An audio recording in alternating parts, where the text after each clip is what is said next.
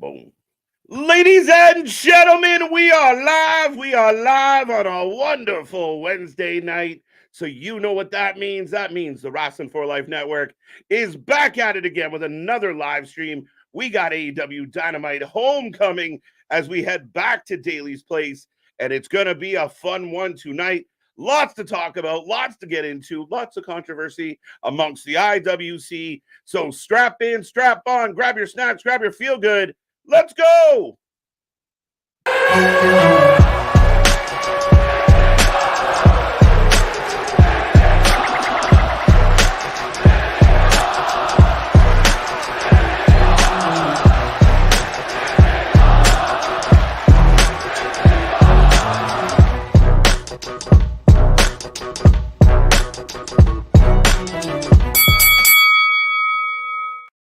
Ding, ding, ding. Folks, we are live again. Like I said, we are the Wrestling for Life Network, and we are back at it again. It's going to be a fun one.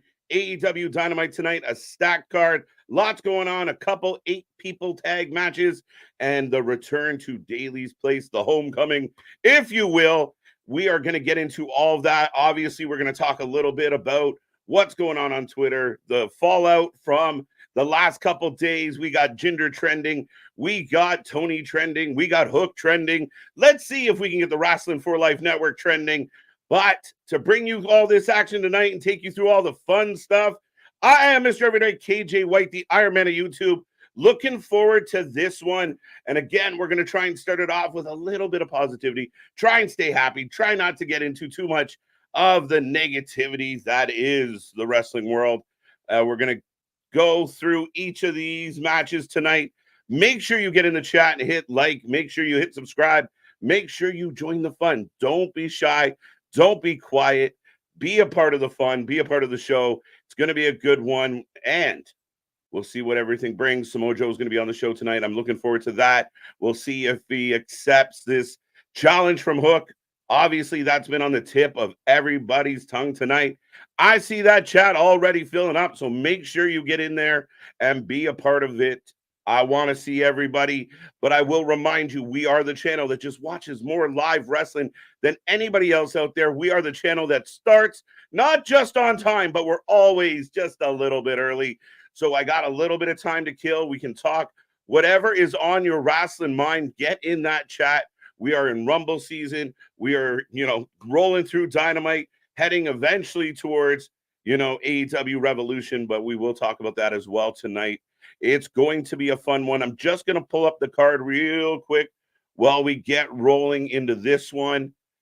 But as you know, as we've talked about, as we've seen, been a heated couple days in the IWC, very interesting times, and a lot of people are debating what's right, what's wrong. Is Tony too much? Is Tony not doing enough? Is Tony our AEW hero? I don't know. We're going to talk about it. Lots going on. I'm going to say hello to the chat real quick, but Austin's in the house. I see Damien, the leader of the Hopium tribe, back at it again. AEW has signed Queen Animata to a contract that has come out. I never saw the official, All Elite placard, but yes, after a good showing last week, she actually stood out really strong in her match, even though I don't think she was meant to. So congratulations to her. That's a good one. Damien says, reportedly, Pac is backstage tonight. Pac is reportedly backstage. The Young Bucks are apparently backstage. Very interesting. Will they be on the show? Will they be involved? Will Tony have something for them? Are the EVPs just there to say hi? Pac, I love Pac. We're a big fan. Want to see him get involved. Want to see him get into this.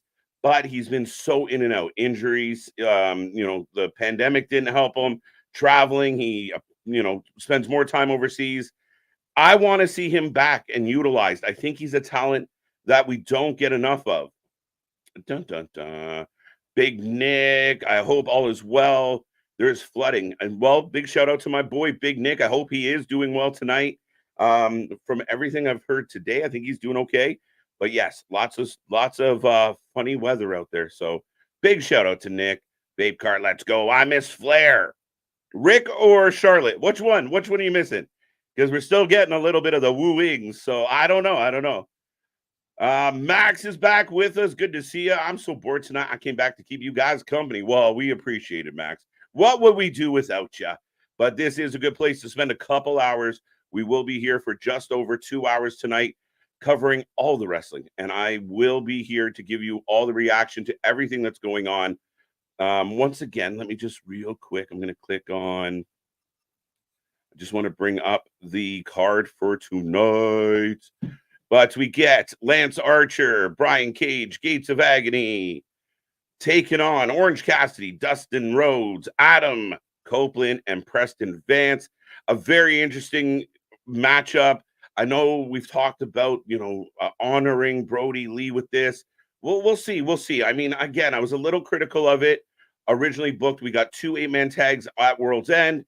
We're getting an 8-man tag tonight. Then we're getting an 8 women's tag match. Again, a little bit of hodgepodge and thrown together. Anna Jay is involved, as well as Vance being involved in the other. So again, kind of acknowledging and paying tribute to Brody Lee in a roundabout way, but hey, we will talk about it when it happens. But good to see you, A-Town, as well. Damien. Yeah, Damien already saying the Young Bucks going to be there. Only watching to see what Joe's new title looks like. You would, my guy. I hope you're doing well. Boston, it's going to be fun. Apparently, it's going to be a black leather strap. We will see how it looks. I know you're a belt guy. I know a lot of the belt guys out there like to debate. I like the one in your avatar. I really do. I know my boy Nick hates it. The AEW title, I don't mind. I don't mind it. It's big. It stands out. We will see what the new design looks like without that Burberry strap. Is it going to be weird to see the AEW title without that Burberry strap? I don't know, man. We'll talk about it. It's going to be very interesting. Miss Flair, you already mentioned that, my guy. Which one? The man, the myth, the legend, KJ White. I appreciate that. Even though I don't always feel that way. Good to see you, TJ. Trinity on there. She used to go by Naomi. I'm not sure exactly what you're referring to, but good to see you, TJ. We are expecting, Trinity might be finishing up with TNA Saturday. We will be here live. We're going to be here live all week long, as we always are. Again, we watch more live wrestling than any other channel out there.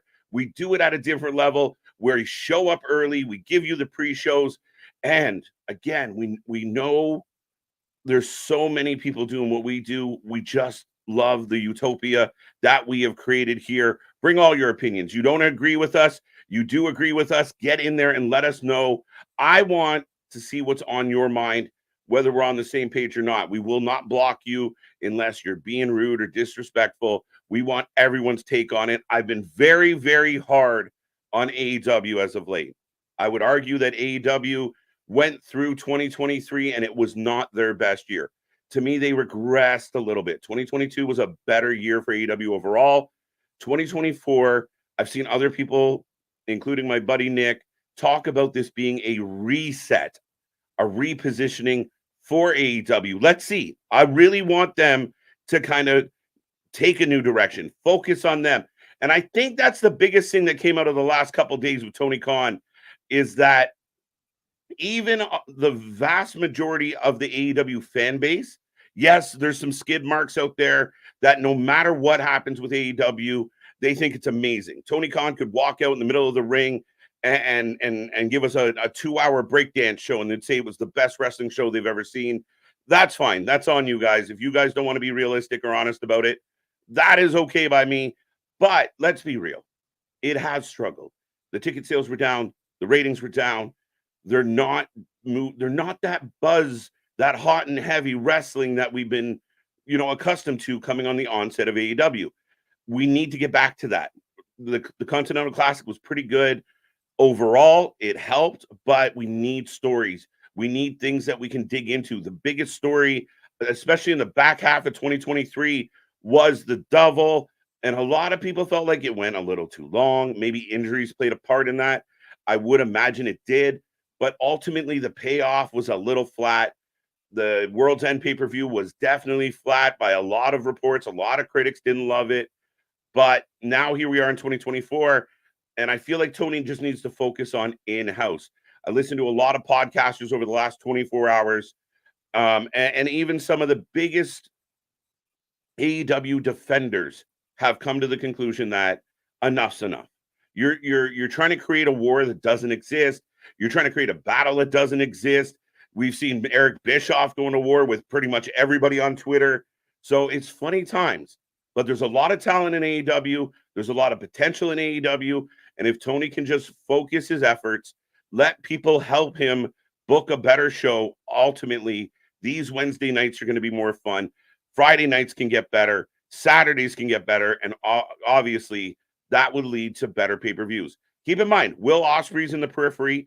He's coming soon. You possibly have. Now, I will ask everybody who's listening right now, to the 60-plus people who are with me, will we get Mercedes Moné? Does Sasha Banks show up? And if she does show up, is it going to matter? You got a lot of talent. You got Thunder Rosa. You got Serena Deeb.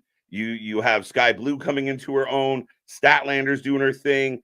You got Tony Storm, who's been the face of the division for a little while. Will the signings of Deonna Purrazzo, Sasha Banks, Mercedes Moné truly help, or will it just be another former WWE signing that withers in the middle of the card, that gets spot booked, that doesn't get highlighted? They need to find a way to stop that from happening. So that is my question to the chat as I'm going through and saying hello to people. Keep that in mind. Get in there and let me know. Keyshawn, how's it going? How's it going? Jeff Jarrett has a big match tonight. I do not believe that's true. CX, good to see Tinfoil Time. Did Triple H, a.k.a. The Game, a.k.a. the Cerebral Assassin, set TK up for the Okie Dokie with the help from the U.S. Intern? Maybe. I like it. I mean, put on your tinfoil hat. It might not have had anything. It definitely, in my opinion, has nothing to do with Triple H. But where the USA Network was Fox, were they poking at Tony a little? Yeah, and I think Tony took the bait. Instead of Tony taking the high road. And again, if people are like, well, people, they're making fun of AEW. They're making fun of Tony, and nobody said anything. Nobody cared. But when Tony responds, everybody got upset. It's not that Tony responded. It's how Tony responded. It's what he brought to the table. If Tony had come out and said, hey, Hook deserves the title, good on him. We were going to book this kid. He's up and coming. He might not win it, but he's definitely earned a shot at it. That is what's going to happen. Tune in on Wednesdays. Nobody would have cared. But when you take pot shots at Jinder, when you take pot shots at the dead man, when you take pot shots at John Cena, you're going to lose.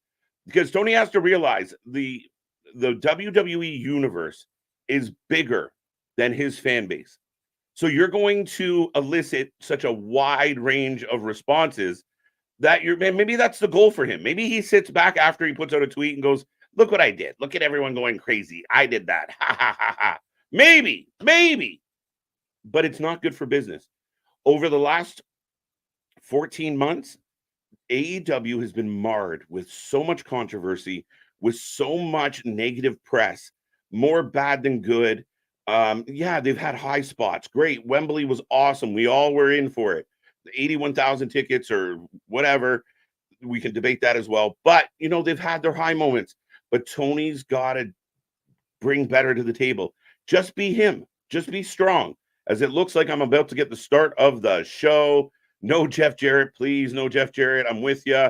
What's up again? Max, Richard, Vape Card. I see 70-plus people hanging out with me tonight. Angel, good to see ya. Juan, good to see ya. As I have the opening credits of the show and a new video package to kick off the show, folks. Looking good. The double, some Swerve in there, some Joe in there. And we are live from Daly's Place. Make sure you've hit like. Make sure you've hit subscribe. And make sure you let me know what you're thinking. But Daly's Place is packed by the looks of it. Now, through the hard days of the pandemic, Daly's Place became home. And we're kicking it off. Here comes Adam Page. The Bland Man. What's up, Eric? How you doing? EQ, welcome back. I like this. It's getting me amped. AJ, how are you doing, my guy? Welcome. Good to see you. Mega, can't miss you. Hi, how's it going? How's it going? Richard Martinez, I think I said hello to you. JV, KJ, more smoke and mirrors. After yesterday's meltdown, TK will pull an ace, throw us a bone. Everyone will sing his praises. He has to. And I think this is a position that Tony sets himself up for because so much of what happens with AEW is public knowledge. Nothing's very secretive. Like even going into World's End, he told us on a media scrum, we are going to reveal the devil. We are going to tell you who the devil is. And so by the end of the show, everybody's looking at the entranceway. Everyone's looking at the entranceway. It's not the best choice. Keep things close to the chest. And if you have a surprise, surprises shock the world. And again, he's done it before. He can do it again. But Cesaro enters the ring. Jump start. Let's go. The place looks packed. Like, I like the feel. The fans up behind this.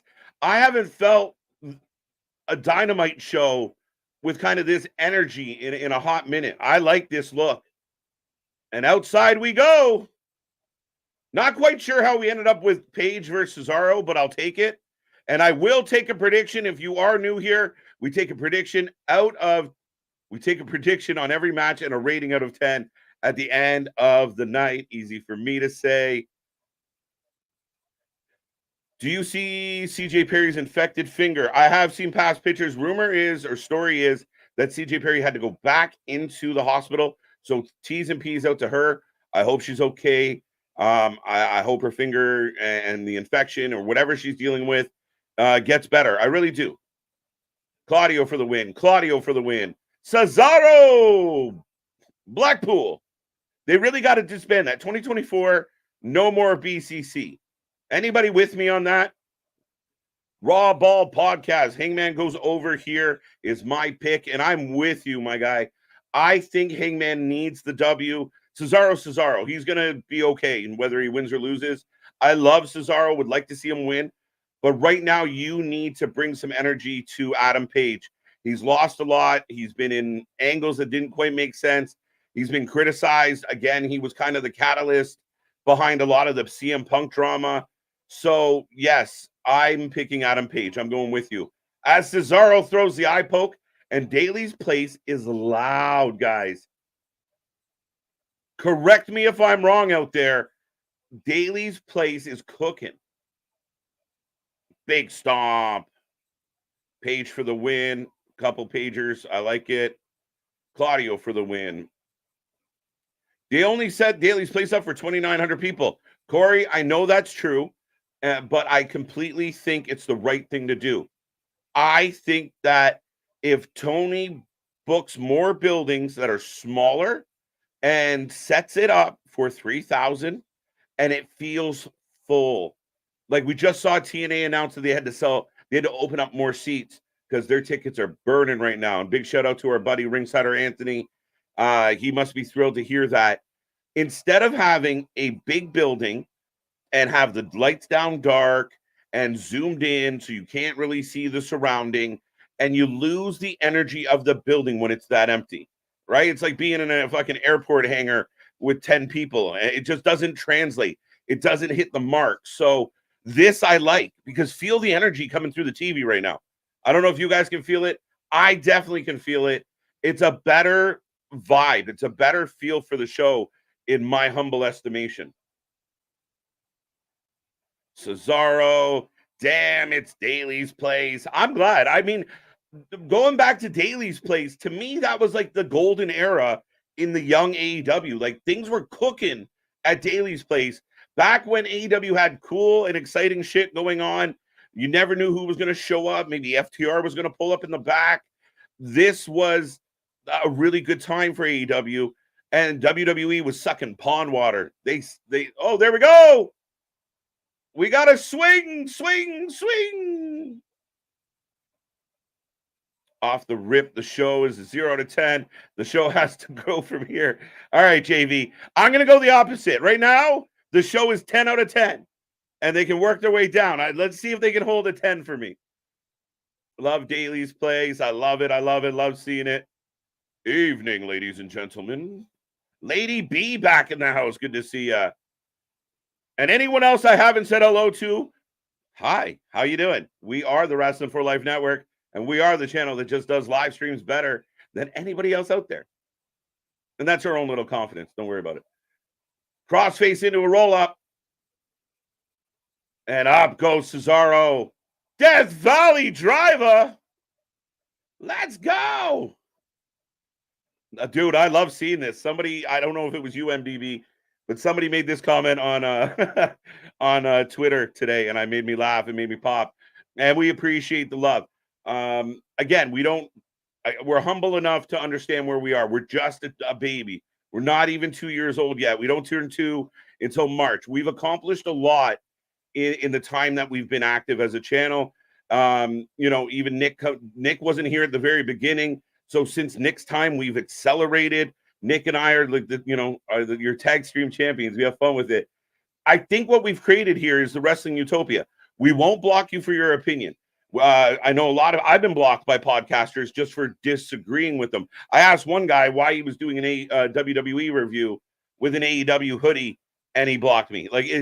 That's not what we do here. We want everybody to come together. There is hope for the IWC, and it starts right here, guys. That sounded so over the top, philosophical, and happy, but we appreciate it. We appreciate it.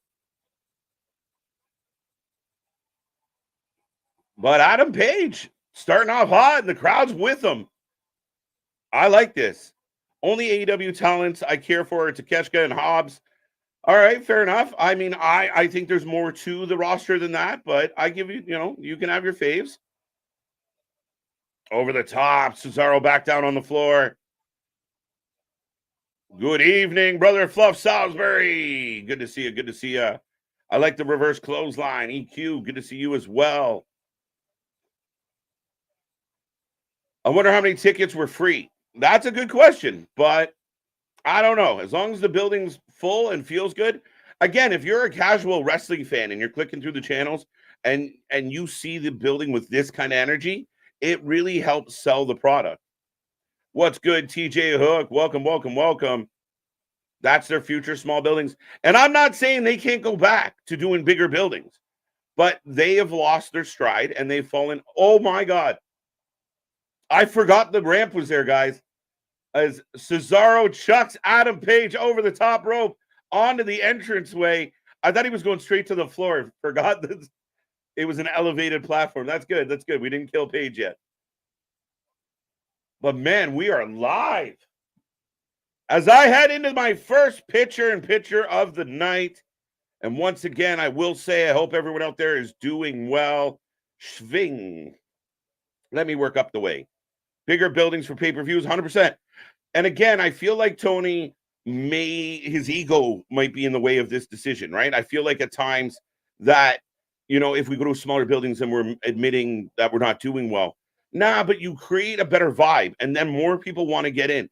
You're better off having a waiting list than having an empty building. Always. It doesn't matter if you're a restaurant, no matter what business you're in. If you have a waiting list, it gives that sense of, makes it special.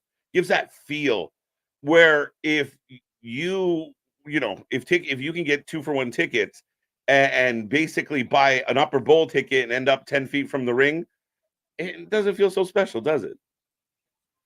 There you go. There we go. A lot of people giving us love. Sorry, Fightful. Nick Saban retires.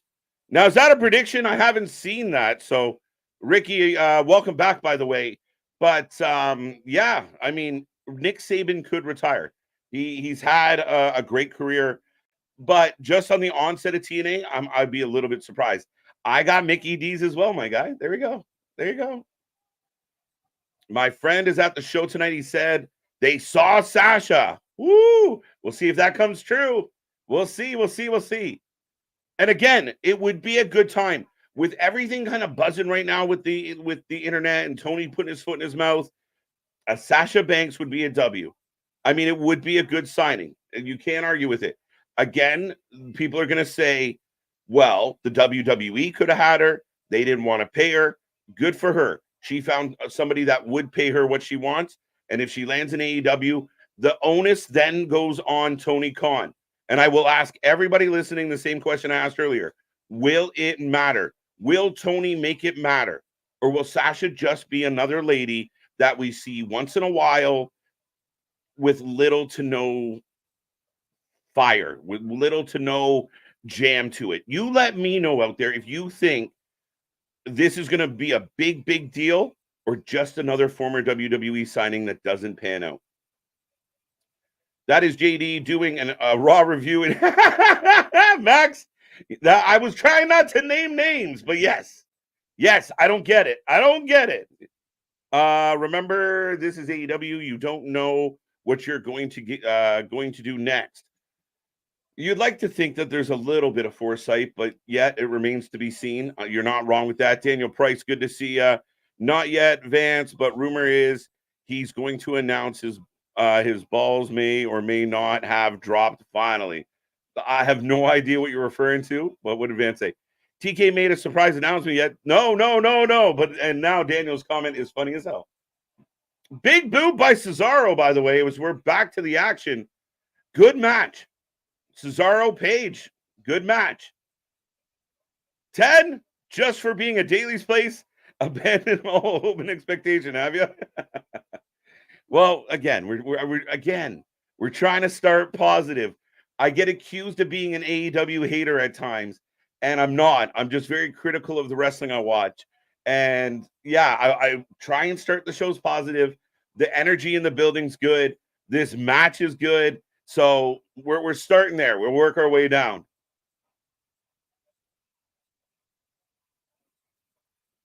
There's a promotion, and then there's looking like a whiny bitch Tool who had a tantrum for no reason. Again, I think part of me feels like Nick and I talked about this last night, guys. I didn't feel like he was. I think things get exaggerated online. It didn't feel like he was throwing a tantrum, but he was definitely thought he would be like, oh, European uppercut. 1, 2. Page with the kick out. But yeah, I think he felt like he's the message board guy. He grew up on message boards. He did all his wrestling learning on message boards. So he thought he'd have a witty comeback and no big deal. Well, look at this. What he did, so yeah, it comes off childish. It doesn't come off like a professional. It doesn't come off as like a CEO of a major company. It does not come off as the leader of anything. Maybe a Boy Scout group. I don't fucking know. Now they're slapping the shit out of each other, folks. Anybody can't see what's going on. Tennille Dashwood and Dana Brooke. Very interesting. Who will replace Trinity? Okay, yeah. So, Damien, I'm with Tennille Dashwood going back would be good. Bunny, keep an eye on Bunny. I know TNA killed her once upon a time, but they also killed Eric Young. Eric Young found a way back into the mix. So do remember, they could bring Bunny back into the fold. She had a great time as a knockout. Yeah, I mean, TNA's always been good. They're used to their talent coming and going and finding replacements and doing a really good job with them. Dana Brooke I'd be very intrigued to see Dana Brooke in TNA. I was very critical of Dana Brooke in WWE. As both men are on the outside again, reverse into a DDT. Back and forth this match goes. As the crowd starts a faint cowboy shin chant. Faint. Not that, 3K, 5K venues. Give is the personal up close feel like going to a 500 person concert. Saw NERD concert. That must have been a good concert, by the way. Way back with 500. Yeah, I love smaller venue concerts. I love old concert halls, that old feel, that old vibe. And again, when we've seen it for the majority of the 2023 is when you have these big stadiums or these big arenas, that fit 12 to 15,000 and you got 2,500, it feels hollow. So yeah, much better choice. I love the vibe tonight. And we see the new look graphics. They've changed it up a little. Still running the blue and red. Reversal Tombstone. How dare you? 2 on the tombstone. Everybody knows how I feel about a tombstone being used and kicked out of. The tombstone should be retired. It should be sacred, and nobody should ever get a kick out on a tombstone. No, I don't want to hear any shit about it. Dana Brooke could have been the next Mandy Rose in NXT. Nah, she couldn't, JV, because she doesn't have the personality. Listen, a lot of people talked about she's a hard worker. Everyone who wants to be a professional something is generally a hard worker. I'm not taking that away from Dana Brooke. Dana Brooke failed to connect with the audience, and the biggest problem with Dana Brooke was she did the exact same thing for a decade. Not trying to throw shade at her, but as a wrestling fan, she did the exact same thing. Mandy Rose had a personality. As Claudio dumps Adam Page into the turnbuckle, big bump, both men down again. That's the problem with Dana Brooke. If Dana Brooke goes to TNA, she's got to find that, and maybe she does, and that allows her to go to AEW or go back to WWE and show us what she's developed into. She's very much like Apollo Crews. One note. You didn't get much else. And great athletes trying their best, but in wrestling, you got to find a way to connect with the people, and she never did. Big clothesline by Claudio. That was just rude. Rude. That's the question with a few names. Awesome Kong, Soraya, Ruby Soho, Athena, Thunder Rosa, and Jade. That's your answer. What was the question? Deadeye!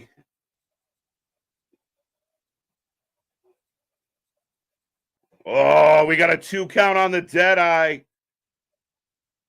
AKA Sasha Banks, Mercedes Moné was at a movie premiere with her best friend Bailey. And again, this has been the debate amongst the wrestling tribes, right?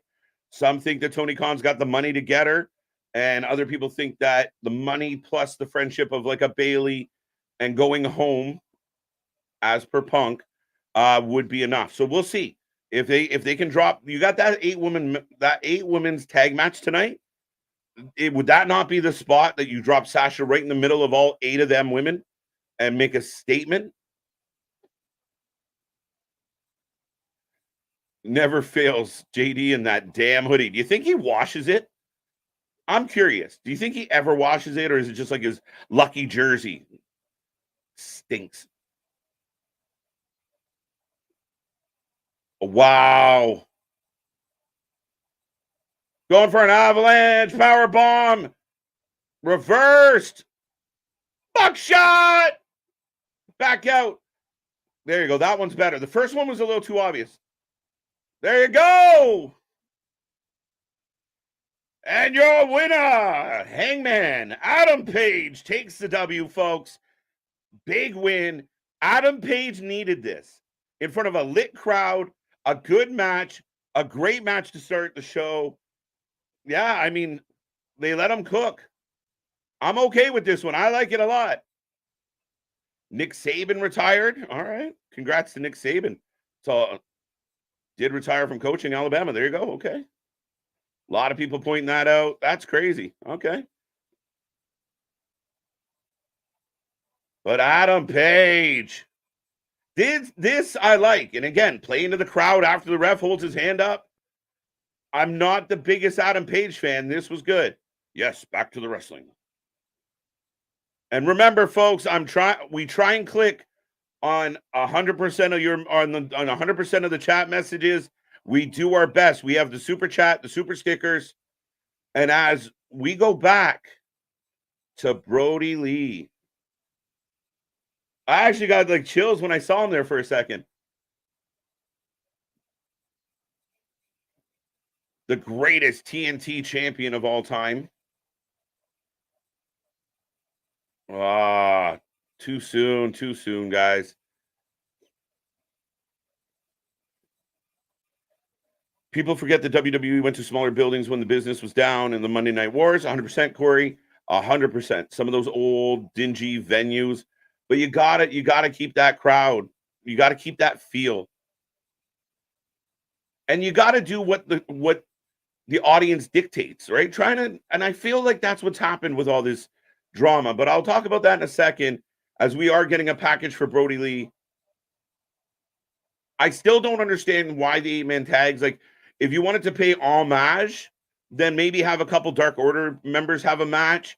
Having an 8-woman's tag with Anna Jay happening in the match, to me, doesn't really honor Brody. But I love that they did that package. I love that they're calling it out. And still, in all my years watching wrestling, the Brody Lee tribute show was one of the best things I've ever seen in wrestling. So I'm not going to take anything away from that. But when they announced the 8-man, the 8 people matches, I didn't equate that with Brody Lee as an tribute. As I go into commercial break, thank you for being here again. I will remind everybody, we do this all the time. We will be back tomorrow. Friday, we got the doubleheader. The Tag Stream Champions will be here. We got SmackDown. We got Rampage. Saturday night, we are going to do there's so much wrestling Saturday night. NWA is doing a show. AEW has 2 shows. But we are going to be covering Battle in the Valley, New Japan, and we're going to be covering the relaunch of TNA with Hard to Kill. Looking forward to that. It's going to be a crazy night. Our Saturday streams are always fire. Enjoy it. Come be with us. Be a part of the party. It's going to be a good night. I can't wait to see it. And we're looking forward to what happens with TNA. Battle in the Valley is going to be crazy. It's stacked. So we're going to be here for like 4 or 5 hours. We will peek in at Collision. We will peek in at Battle of the Belts, even though I have an issue with Battle of the Belts. But yeah, when we say we cover more wrestling than anyone else, that's how we do. We could do 1 show, but why not try and do 4? Not a big Adam Page fan either. He's, again, kind of like what we were talking about with Dana Brooke, right? Very, like, it's that blandness at times. Not the strongest of promos. You don't really believe in him. You don't believe he believes in him. You know what I mean? He doesn't feel like, I'm a badass and I know it. Like, I'm Hangman Adam Page. I'm cowboy shit, and wear it on his sleeve, right? Like, you think of a Stone Cold Steve Austin who believed his gimmick. He was his gimmick. Page just doesn't give you that. However, that was great. I thought a really good start to tonight's show. Daily's Place is the best place for them, like NXT in Full Sail. I love it, Nick. Big shout out. Again, some people were concerned that you were being flooded, so I hope you're doing well, partner. And yeah, I just think that Tony Khan feels like doing that admits that he's not there. And I think that's what I was going to touch on before I started rambling about other shit. But good to see you, Rashad. How you doing? How you doing? But that's what I think this has all come down to, is Tony Khan wants to be in the war with WWE. And I love that he wants to be in the war with WWE, but he's not, right? Like, I would love to, be a heavyweight UFC fighter, but I can't get in the ring and make that fight happen without getting my head blown off. We all have our dreams and aspirations, but you got to get there. And I think Tony's trying to be there before he's made it there. You got to go through the journey. You got to take the steps. You got to climb the ladder. And that's where the issue comes in. Where Tony right now, ticket-wise and building size, he's probably competing with more of like an Impact, a TNA, than a WWE. Doesn't mean in 5 years he can't be where WWE is. But he insults the fans' intelligence when he overshoots. And as a diehard fan, I again told you guys this all the time. Watch this show from day one. I can't get behind a guy that I know is full of shit. You know what I mean? Like, when you know he's full of shit, you're like, dude, I want to defend you. I started this channel to defend AEW from the likes of Jim Cornette and the haters out there. But when you are full of shit and when you are not delivering on your promises, I see it. I can't go with you. That doesn't make me a hater. And some people get their panties in a bunch, but it's not. How's the weather there, KJ? It's freezing in Alberta. Alberta sucks. Mega, no, I'm kidding. The weather in Alberta sucks. I got a lot of friends in Alberta. Yeah, you guys get like minus 30. Minus 30, folks. That's ridiculous. Nobody should live there. And not bad. Fluctuating. Goes cold, hot. Like, it's been a mild winter. It's hard to complain in my neck of the woods because we get a bit of snow and then we get slush and rain. It's just, yeah. Listen, if I ever hit it big, I will never see a winter again. Sorry, winter. I'm all about the summer. Big Nick in the chat. Let's go. Is Sammy Guevara versus Ricky Starks the main event tonight? I really hope not. As here comes Preston Vance. Orange Cassidy in the ring, by the way. The 8-man tag is about to kick off.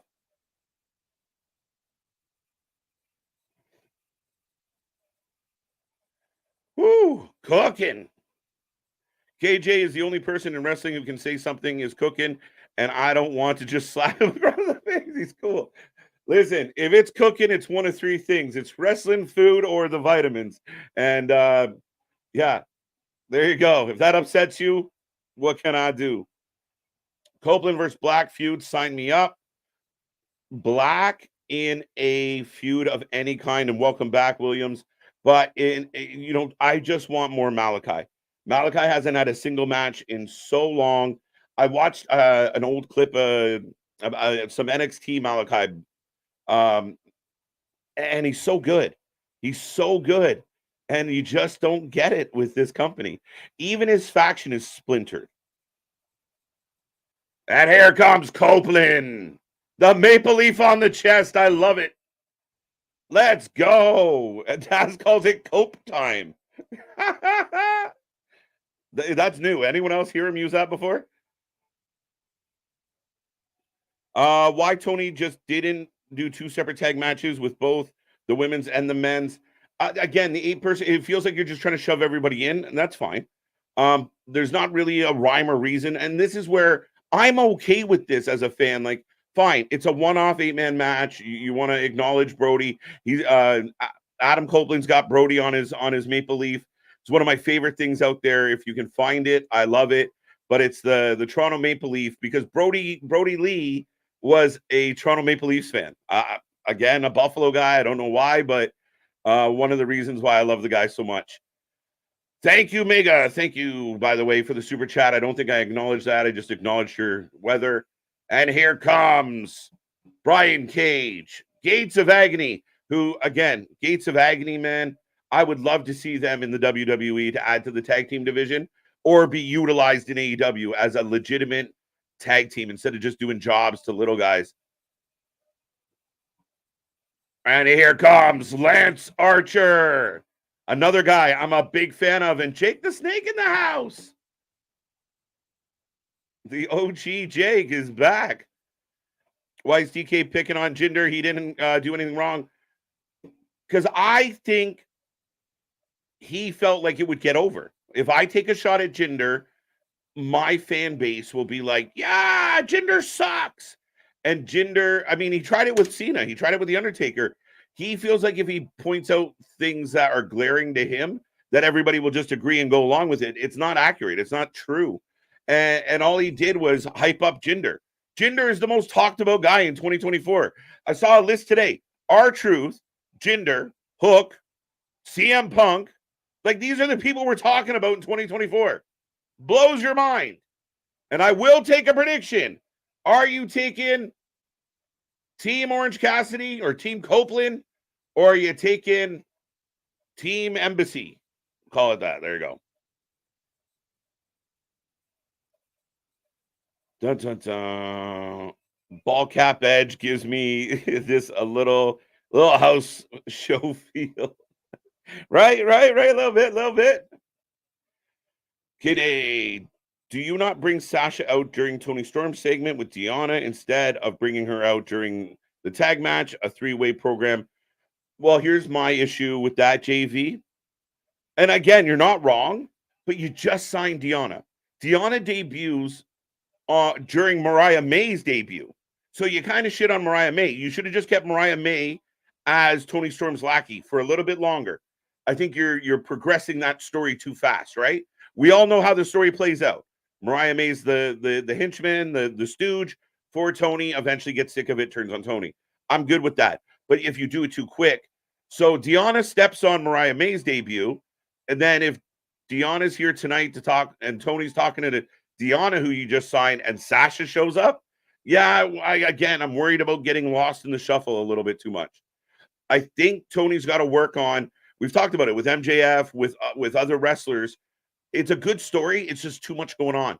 Tell the story, right? So it'll be very interesting how he injects her if he has signed her. Pause. That sounded horrible. As Orange Cassidy in the ring with his hand on Brian's chest. That was kind of stupid. Adam!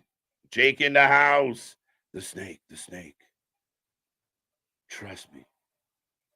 One of the best wrestling entrances ever was OG fucking Jake the Snake. That man's old school. I loved it. It was just him whispering over that old 80s riff. OC in the ring with both Gates of Agony, hands in the pocket, because why not? And yes, that's exactly what should happen to a guy with his hands in his pocket against those two giant men. As he gets pounced out of the ring, the baby faces regroup. As we go to picture in picture, folks. Put Tony Khan in South Park, please. I'm shocked that hasn't happened yet. I really am. I've seen some funny, like, homemade South Park AEW clips. Actually, Nick sent me one about a week ago, popped me. So, yeah, I'm actually surprised. Why is TK? I don't know what that means. Richard, New Avi, I like it, buddy. Tony shouldn't have attacked Jinder directly. Attacked the booking, okay, but he made it seem like Jinder is a loser when he himself can't control his win-loss record. Well, all of it's bad. All of it sucks, right? And I mean, the problem with his decision to do what he did is Jinder has a lot of respect. Whether we as fans see it or not, within the industry, within his peers, he's a very well-respected guy. He's a vet. He's been around for a long time. He's a former world champion. He has history with Seth Rollins, and all that got ignored. And again, it highlights Tony's immaturity, because the win-loss record doesn't even matter in AEW. It doesn't matter. Again, we talked about Abaddon, coming out of left field, gets a number one contenders match, gets a title match, and then fades off into oblivion. We've seen it with others, right? We've seen Daniel Garcia get a title match. Didn't make sense. But we as wrestling fans never emphasize that win-loss record. Tony tried to make it important when he realized he couldn't, because it's really hard to maintain storyline and that win-loss record, right? Because everybody, the baby faces should be winning more than the heels, unless it's the heels that you're pushing. So it made him look childish on every level. On every level, it just looked bad. And when you personally go after Jinder or Taker or Cena, it's not going to go well, because who are you? A guy that 5 years ago had nothing to do with wrestling dare step into the ring with a Jinder Mahal and tell him that he doesn't deserve the position he's got into? It's not like Jinder got booked against The Rock and shit the bed. That was a great segment. Me and Nick talked about it. Jinder was cooking. He was doing what he needed to do. And you got to give him credit. And I feel like it was almost a reward of, you know what, Jinder, you did so good with The Rock. You did so good burning the crowd. We're going to put you back in there. We need something for Seth to do. This is a nice fit. You can go fight Seth. You're not going to win. We don't expect Jinder to win. But now people want him to win, thanks to Tony Khan. But I hope the Monday night, the main event on Monday is an outstanding match. I hope they go all out. And I would love to see Jinder and Indus booked regularly, used regularly. That is a solid heel faction that could legitimately dominate SmackDown or Raw. For any babyface out there, Jinder and Indus could be a real problem. Indus could be tag champions. I would love for them to be utilized. KJ, it's been 3 years since Brody's tragic death. It's hard to believe, Wesley, that it's been 3 years. I remember doing the Brody Lee tribute show live. And again, an emotional night. Well done by Tony. I had all the kudos for him in the world for what he did that night. Yeah, I mean, 3 years, time flies, guys. Time flies. I think Bayley will convince Mercedes to join her back in the WWE. Bayley wants her traveling buddy. What about this? I'll throw this out. We got over 100 people hanging out with us right now. Do you think that Tony's little outburst had anything to do with him not successfully signing Mercedes?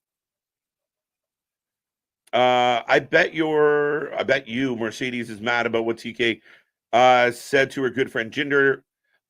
Maybe you're right, Damien. But if you are a potential signee to a company and you see the ownership acting a fool, does it make you hesitate?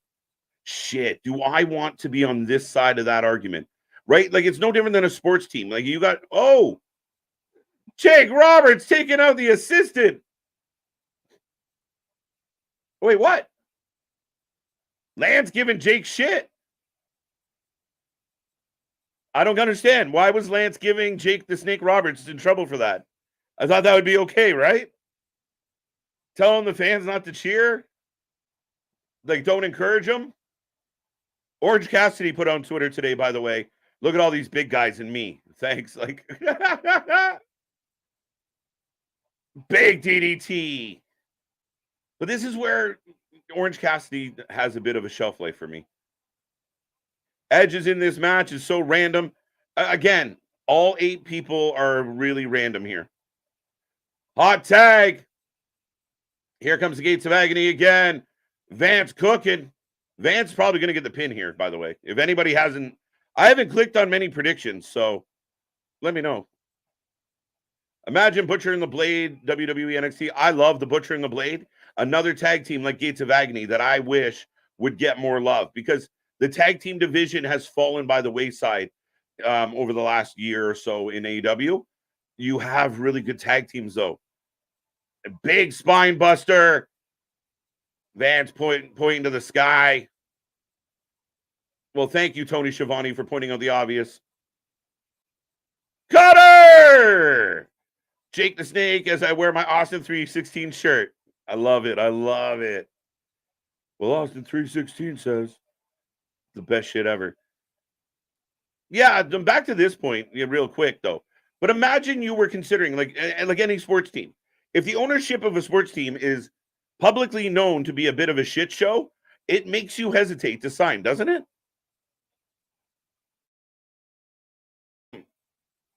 Impaler!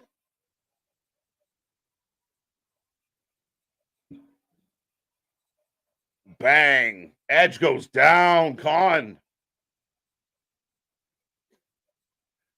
Cassidy keeps going for the silly gimmicky stuff. There it goes. And Orange Cassidy gets a choke slam on Con. Big pop, big pop. I always said you can't hate it if it gets a pop. There you go. Vance with a pump kick on Lance. Vance and Lance in the same match. Hit the like button, y'all. And Jinder played into Seth's storyline of Seth taking a challenger for his championship. Absolutely. When you create an open challenge, and again, I'll touch on it in a second as this match is cooking. I keep saying that now that Max pointed out that I said it. Oh, Nana's out here. Nana's arguing with Jake.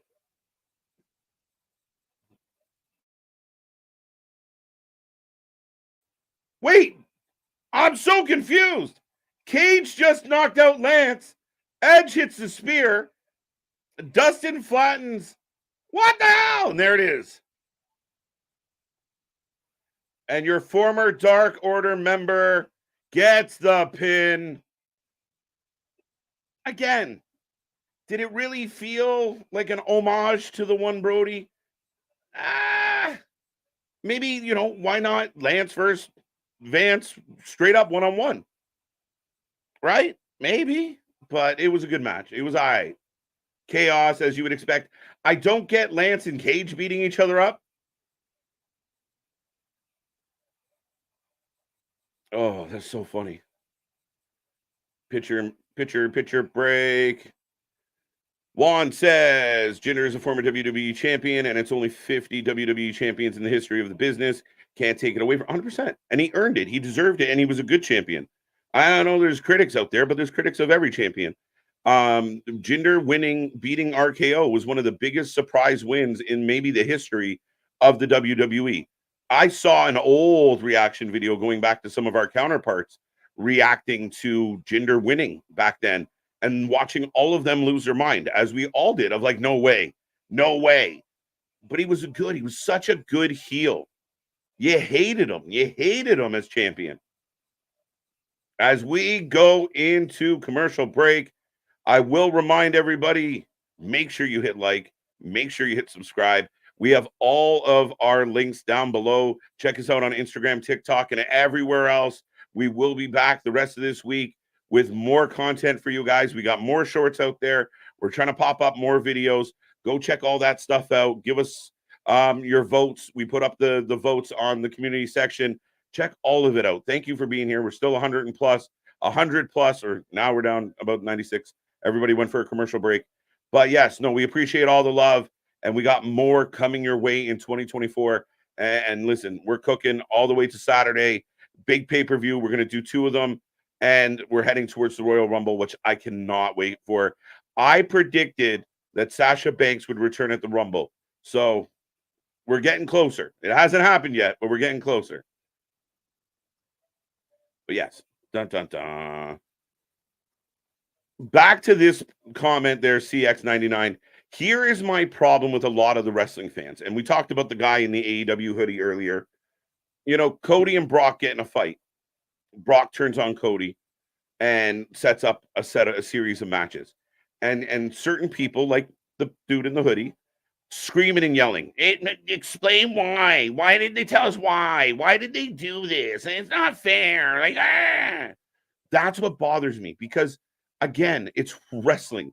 A lot of weird shit has happened without a full fucking sit down explanation as to why.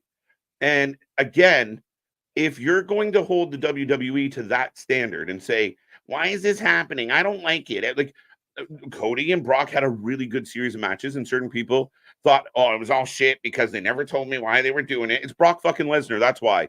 That's all you need to know. And the same thing like this. You know, Jinder comes out and takes, you want a challenger? I'll be your challenger. That can happen. But when you have a show that you're going to champion that's doing the same unexplained bullshit, you got to accept it and be okay that, well, the show that I love to watch is doing the same unexplained bullshit. Like, a lot of it doesn't make sense.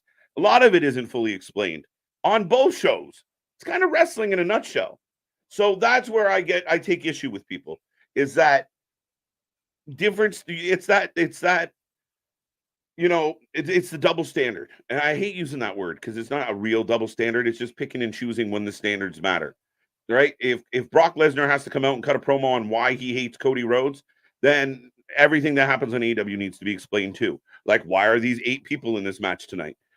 It's wrestling. Sometimes shit just doesn't make sense. In my opinion, Jinder should dethrone Gunther.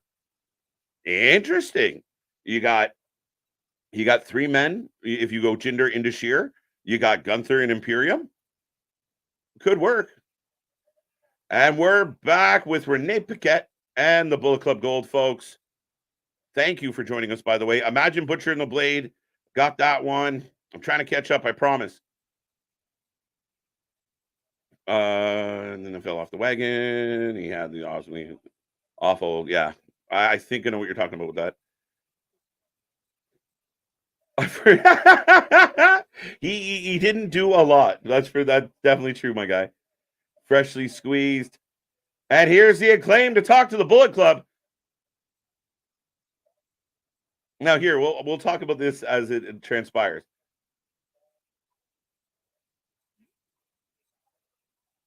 Okay.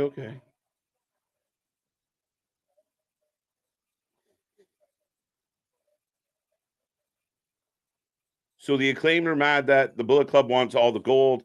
They want all of them to have gold, not necessarily the trio's gold.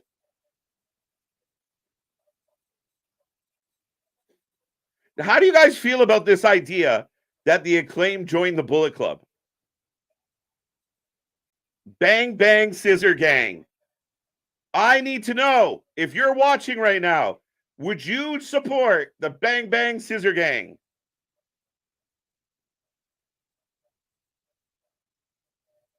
I'll send you.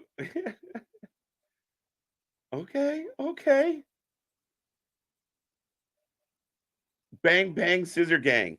That would essentially give them 7 members and make them a bit of a force to be reckoned with. Bang, bang, daddy ass. Nope, nope, hate it. The guns reunite. It doesn't quite make sense, but oh my God. Samoan Joseph in the house, rocking the suit, looking like a champ. Who cares, right? Yeah, we'll just call him Pause-O-Matic. Pause all day long. Again, the Acclaimed are supposed to be mad at the Devil and the Henchmen. The Bullet Club are supposed to be mad at the Devil and the Henchmen. Adam Page is supposed to be mad at Devil and the Henchmen. Nobody's talking about Devil and the Henchmen. Your big storyline, your big payoff at the end of 2023, 2 weeks into 2024, irrelevant. Right? Wow, the Kingdom are your Ring of Honor tag champions. So what? But we got Joe in the ring, folks. Joe.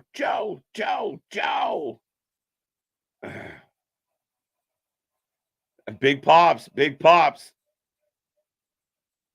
Hate it. Guns versus the Acclaimed in a dog collar match. Nah, I'm not going there. It would make no sense. I would hate it. Everyone hating it. Okay. I just don't. Again, when we're talking about making it make sense in wrestling, it doesn't quite. It's so weird. And what is it with the Acclaimed always trying to like be friends? Like, can we join you, MJF? Can we join you? Why doesn't Orange Cassidy challenge Samoa Joe instead of Hook? I think I'd prefer Hook.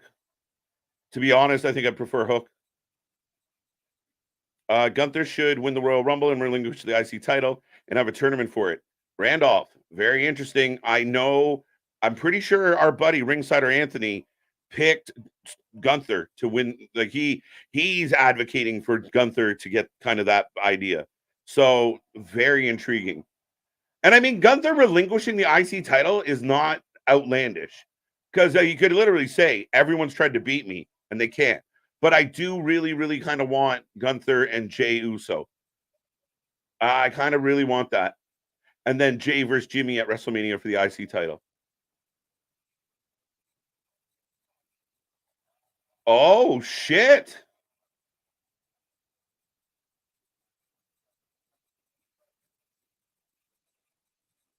Samoa Joe popping off about some social media. Telling Hook, come to my face. Punk McIntyre WrestleMania? I don't think so. Maybe Punk McIntyre Elimination Chamber, EI? Jinder Gunther would work. I don't hate it. Two big men. It don't gotta be pretty. Because fucking Lesnar woke up on the wrong side of the bed. Cody didn't, fucking wasn't nice enough. It doesn't matter. It's Brock Lesnar. Brock does what Brock wants. Oh shit! Whose house? Here we go. And the man that I believe will win the belt at Revolution.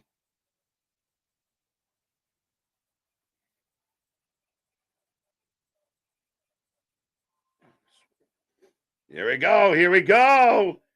Business is picking up, in the infamous words of JR. All Friends Wrestling.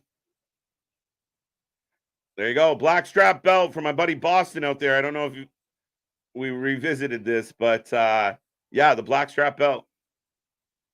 Watch Swerve come out. Juan calls it. 2024 got to be a fresh start for AEW, and Joe as champ is a step in the right direction. I love it. I predicted Joe going to win the belt at World's End. He did. And again, you let MJF heal up, but you let him kind of, calm down a little. But this one's interesting because the fans love both these guys. Swerve's first time at Daly's place. What a swerve! Joe's house, swerve! All hail the next. I'm with you. Just when? When is the question?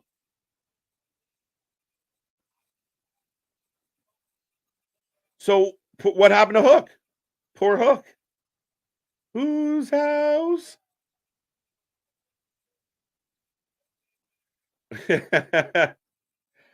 Swerve and subscribe. Yeah, you should swerve and subscribe. I like it, Nick. I like it, man.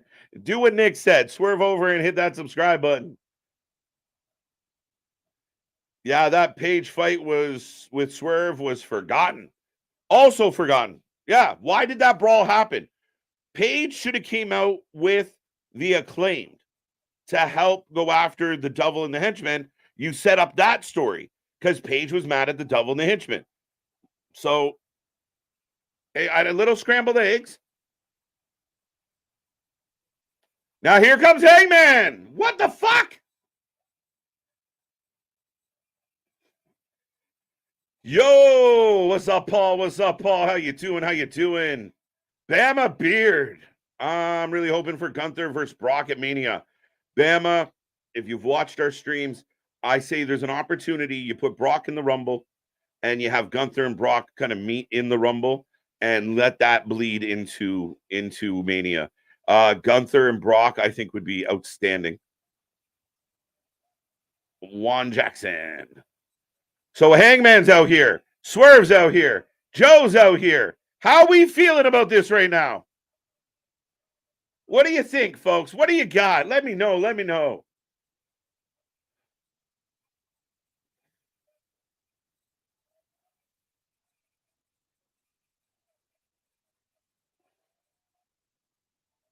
Okay.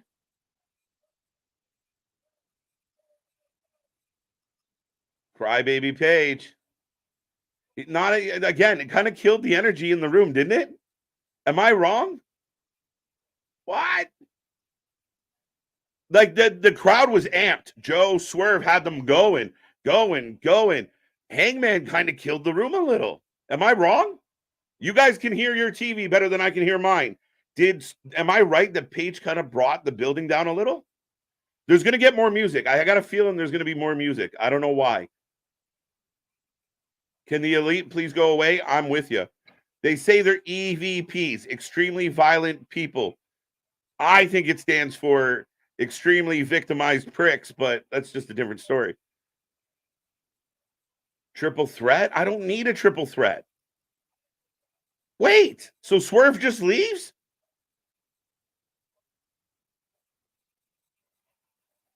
And the crowd's lukewarm now. They literally just killed the segment, guys. Am I wrong?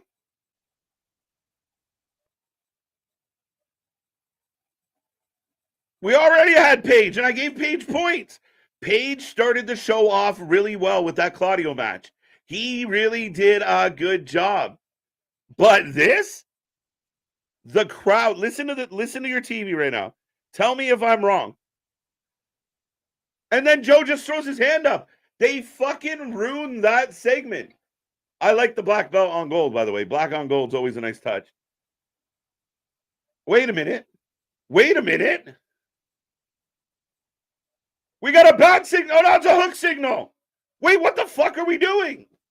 No, Hook is here.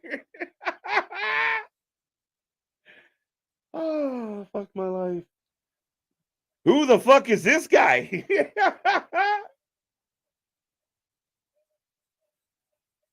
Oh, somebody's kids at ringside, folks.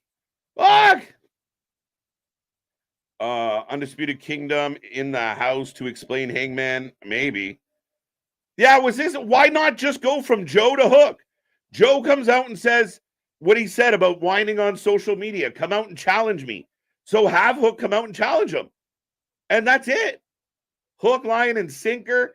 Then you got, okay. Again, I don't want to be critical. Fuck it, I do. Now they're nose to nose. Little bit of a cheer. TK, what are you doing?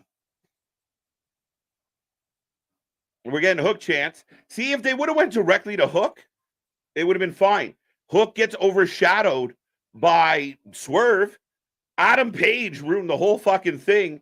And then Hook in a nothing moment. Like, that should have... Segments like this should end with an exclamation point. This one didn't. This started up here and ended down here. Yeah. But I do like the hook signal up in the... up in the building. I don't mind that. Yeah, you know what? TK overbooked this spot. Yeah, no. That wasn't good. That wasn't good. And Adam Page literally brought the building to a quiet, like, you heard the crowd, like, we already cheered for you, bro. Go away. But now we head to a replay of Deonna Purrazzo.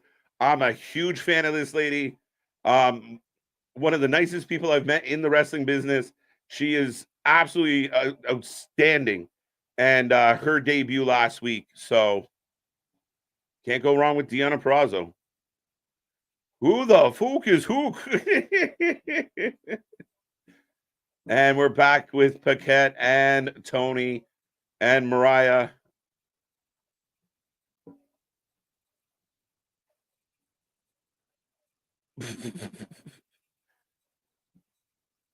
Did you do an arm drag? That's fantastic. I'm sorry. I'm totally behind Tony Storm still. Tony Storm, Deonna Purrazzo, sign me up. That's money. I'm good with it. We don't need to mess with it. And again, really right at this juncture, Mariah May is so new to the company. She should still be subservient to Tony. Straight up, like, don't tease any tension between these two yet. It's down the road. It's too soon. Have patience. She wants a meeting with Deonna Purrazzo.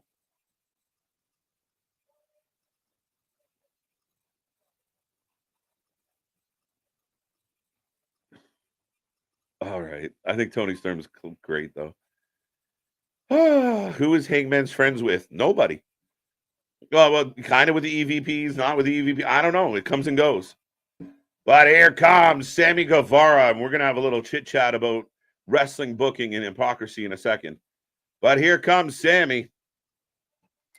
They just confused the whole audience.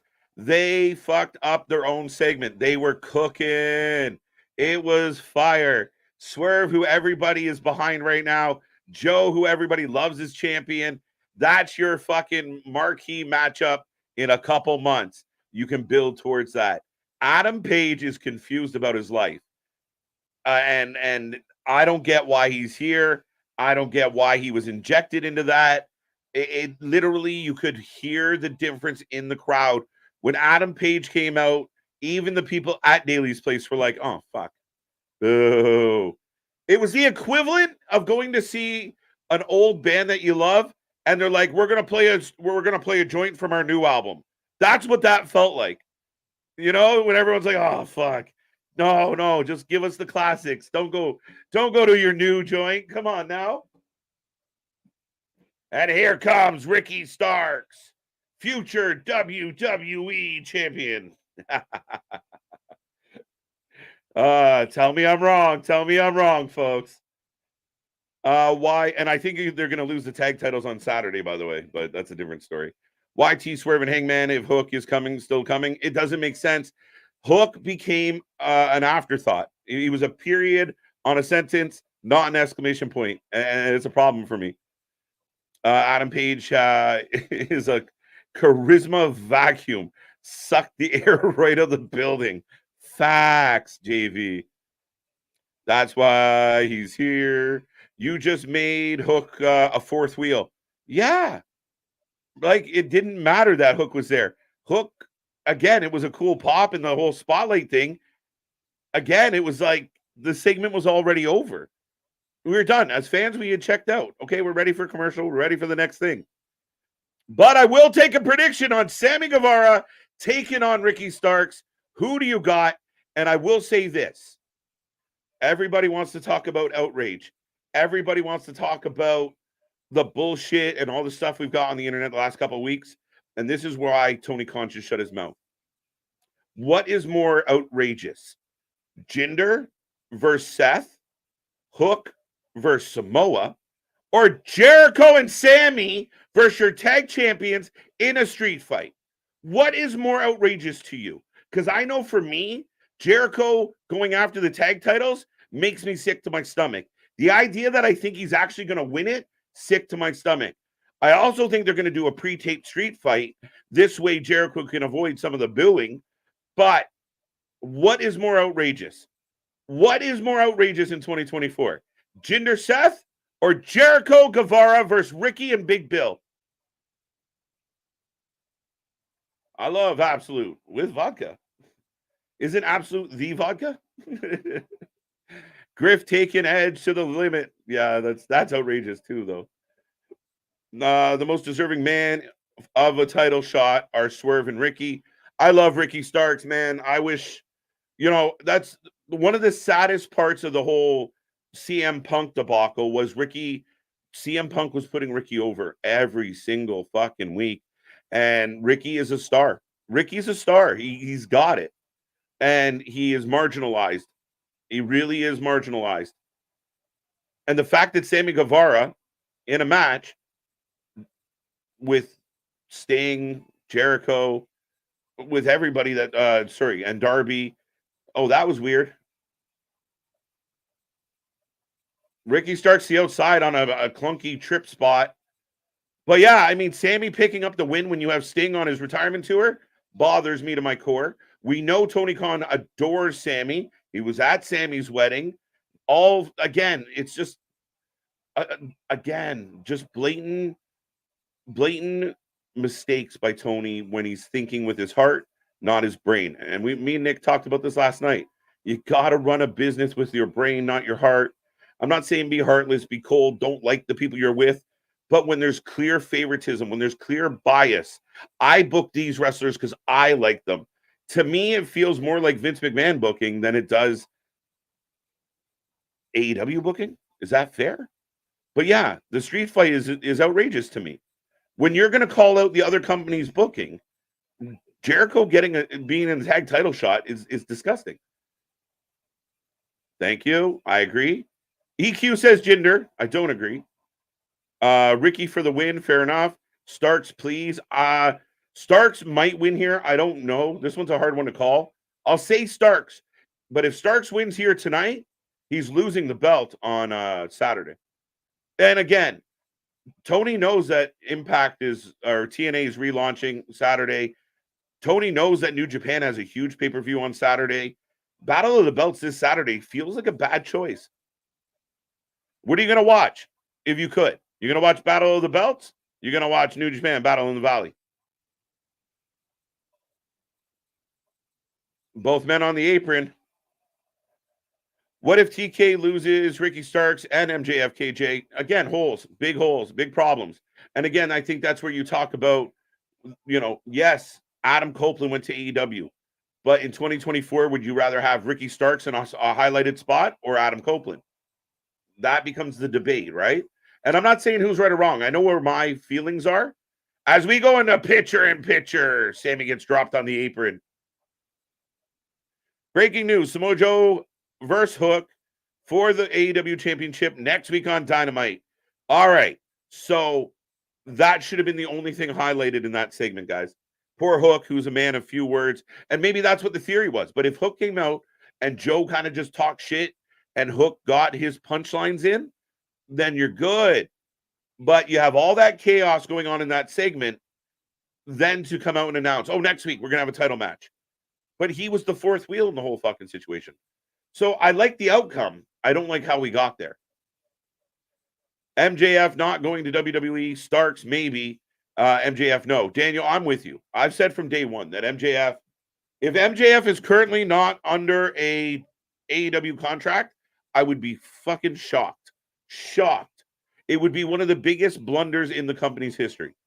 I do not believe MJF is leaving. I do not believe MJF's going anywhere. I do think that when his current contract that he extended expires, he will consider it. And he's still going to be very young 2, 3, 4 years from now. So will he eventually end up there? Maybe. I think there's a lot of pros for MJF in AEW and WWF or WWE. Wow. Starks, yes. Starks gone. I've been saying it for months. Starks' bags are packed and at the door. He's leaving. He's ready to go. Ricky's a star in his name.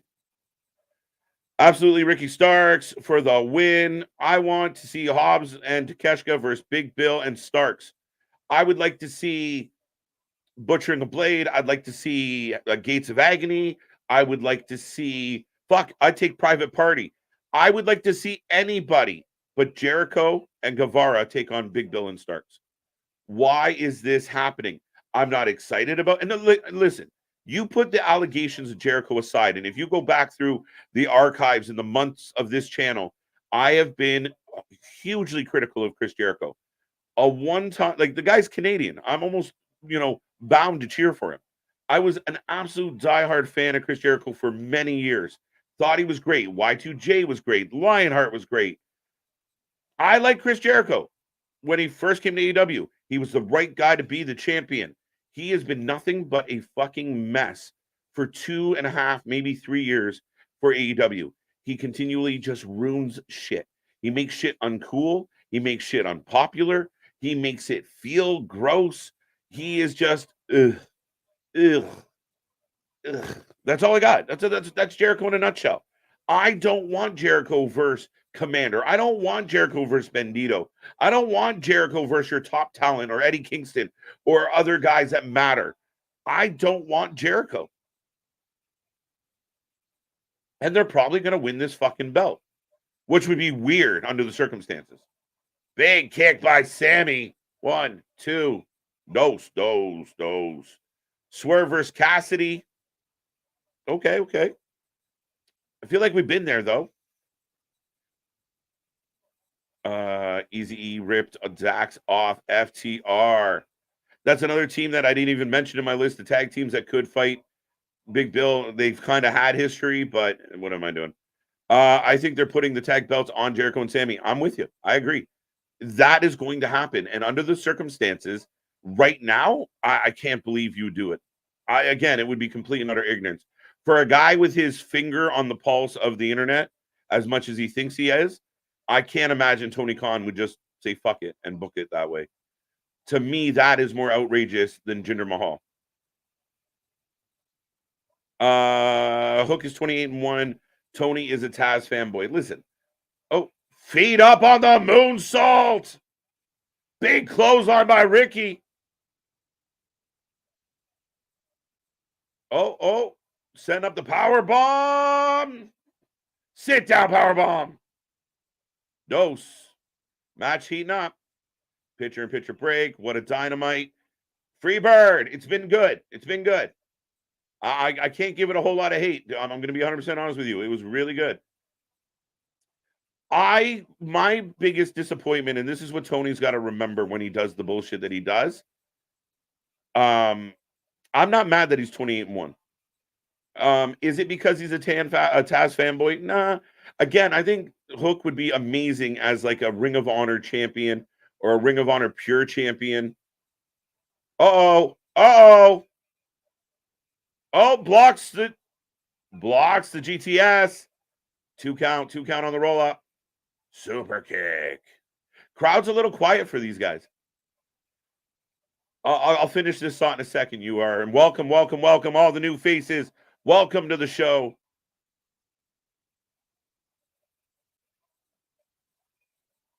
He's allowed to be.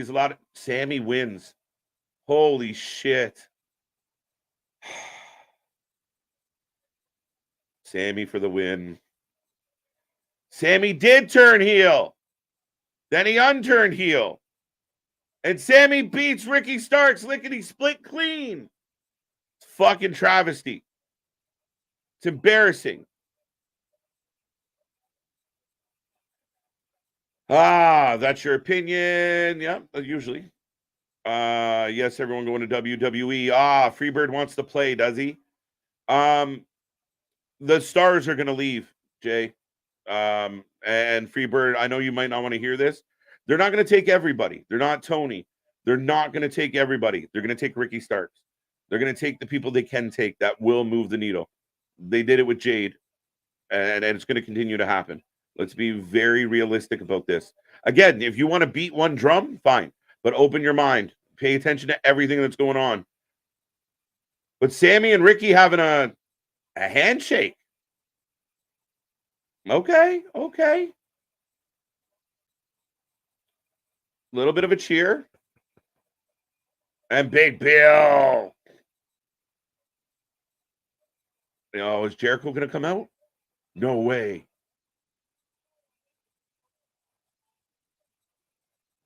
Is Jericho gonna come out?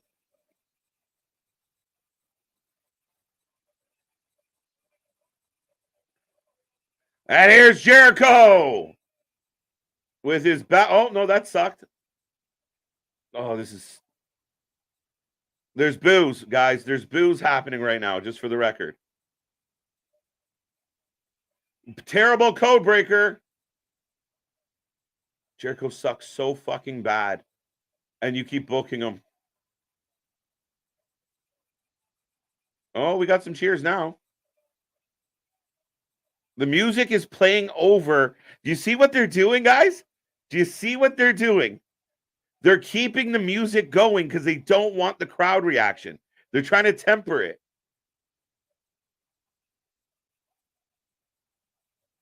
Tell me I'm wrong. Tell me I'm wrong what they're doing right here.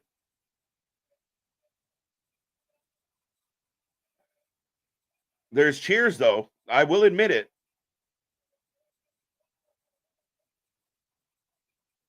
Jericho fighting Big Bill. I'm tired of handshakes. We get a lot of handshakes, don't we? And the crowd goes mute. Again, they're playing the music over the fight. That is methodical. But the crowd around Jericho seems pretty pumped. Oh, it's bad though, guys. It's like the old rock uncle that just can't let it go. Still drives a Trans Am. Fucking Firebird. They purposely played the music. Instead of having him run out, cut the music, and get the fan, at any risk that he might get a mixed reaction, they just played the music over it. Wow. 2-1. Exactly, Daniel. His dad is the only reason he has the spot he is. I don't agree with this. And sorry, I was going to talk about this. We are in a commercial break, folks. Here's the mistake that Tony Khan is making. Hook can wrestle. He's young, but he should be in Ring of Honor. He should be in some type of developmental. The idea visually that Hook could beat Samoa Joe is ridiculous. Just like Jericho beating up Big Bill. It looks fucking garbage. But when Tony goes on social media and shoots his mouth off, what do people do? They now criticize Hook. They now poke a hole in Hook. I like Hook. But now people are shitting on Hook. Hook did nothing wrong. Hook's got a 28-1 record. Not his fault. The booker gave him 21.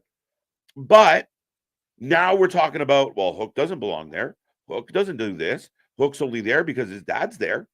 That wasn't happening as much anyway until Tony starts pointing out Jinder's problems. And then you get a guy who's a former WWE champion to publicly embarrass the kid. Who the fuck is Hook? Well, now you caused that, Tony.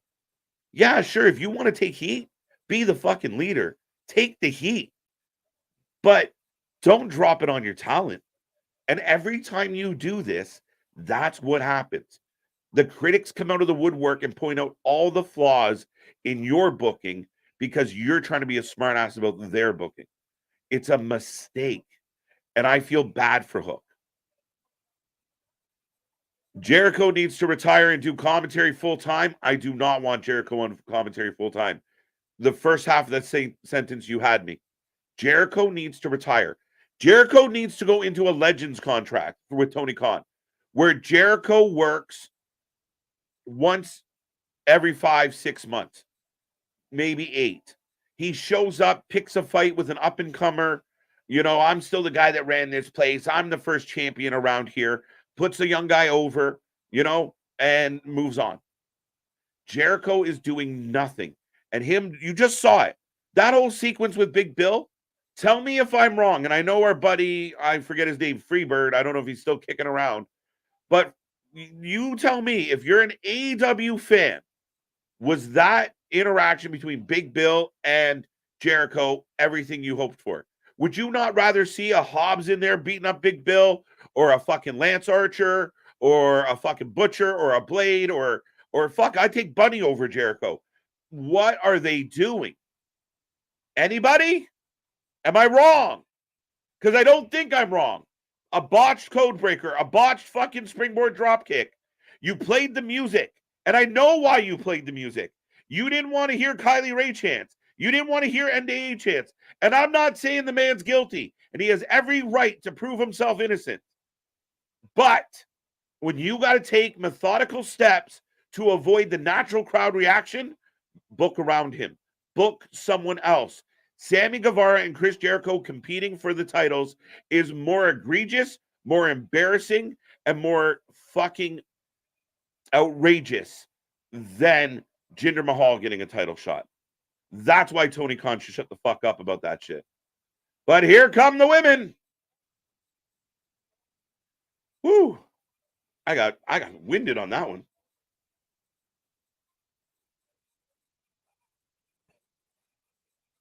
And Stokely Hathaway in the crowd behind a sign. I say some things about Chris Jericho, but I have what's up, Roddy? How you doing? How you doing? That code breaker was fake. It was horrible. It's horrible. Jericho can't do what he used to do. But we've seen that. Jericho had bad match after bad match after bad match for months in AEW. And you got Tony Khan. Oh, he's so great. You see him at the media scrums. Oh, Jericho tore it down tonight. No, he hasn't. He doesn't. And here comes Anna J. Olay. So true, KJ, what you said. Thank you. Some of the shit I get right, I think. That was a decent drop kick off the second rope by Jericho, calling it a buck there. Maybe. I thought it all sucked. Boston. I'll give him 1 out of 3.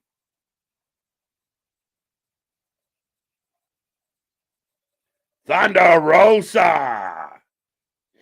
There we go. A lady that should be chasing Tony Storm around.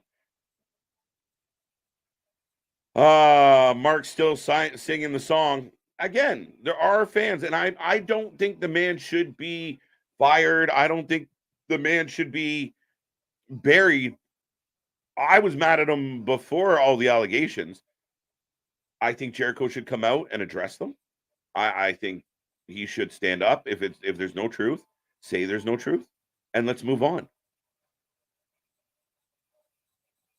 Super Jericho. And here comes the Outcast, which now includes Danny, or Harley, sorry. Judas. Weapons of mass distraction. Great minds, my guy. 100%, Big Nick. One big fucking distraction. Right? And there were some boos. There were some, but there were cheers as well.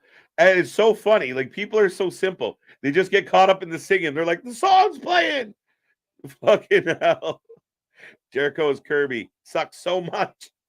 He is the clout vampire. And that nickname was given to him by other people in the wrestling industry. Sky Blue on the way to the ring. Which, I mean, at this point, she should be just called Sky Black. Fuck it. Thunder Rosa is back. Unhinged Jericho. Yeah. Unhinged. Well, better than unpants Jericho.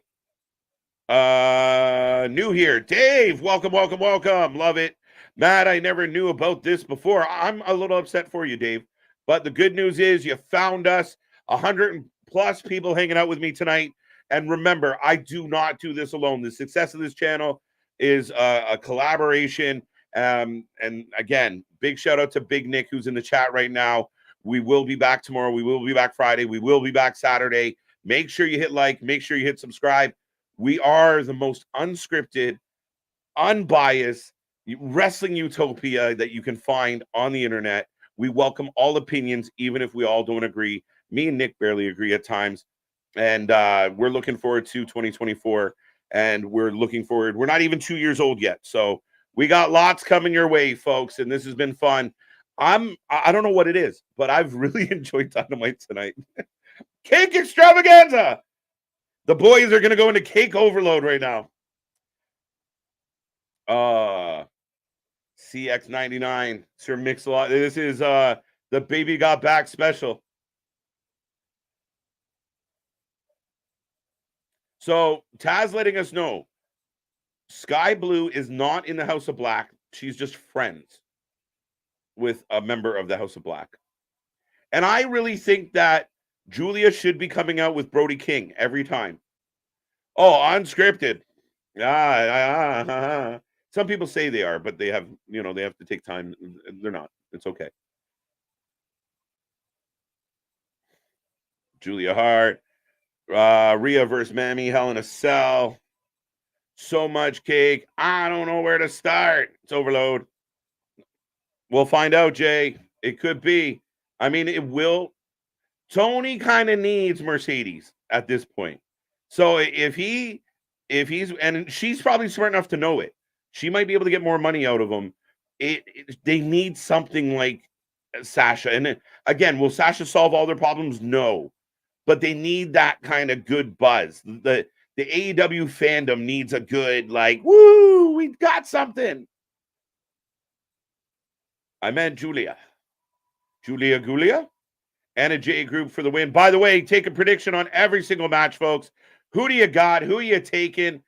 Who's going to win? We'll do the Outcast team or the Babyface team. I saw something I wanted to click on. What's up, Kevin? How you doing? Welcome back. Shout out to Ringsider Anthony. He's going to be here with us on Saturday. He'll probably be with us if we go live tomorrow. But yeah, we can't do it without guys. Anthony's been here. Nick, of course. Shout out to my bud, my partner in crime. But yes, we love doing the collaborations here. We love working with great people. And to those who used to be here, well, c'est la vie. Soraya, welcome to the channel. Dave, look, the family already saying hello to Dave. Dave is here, man.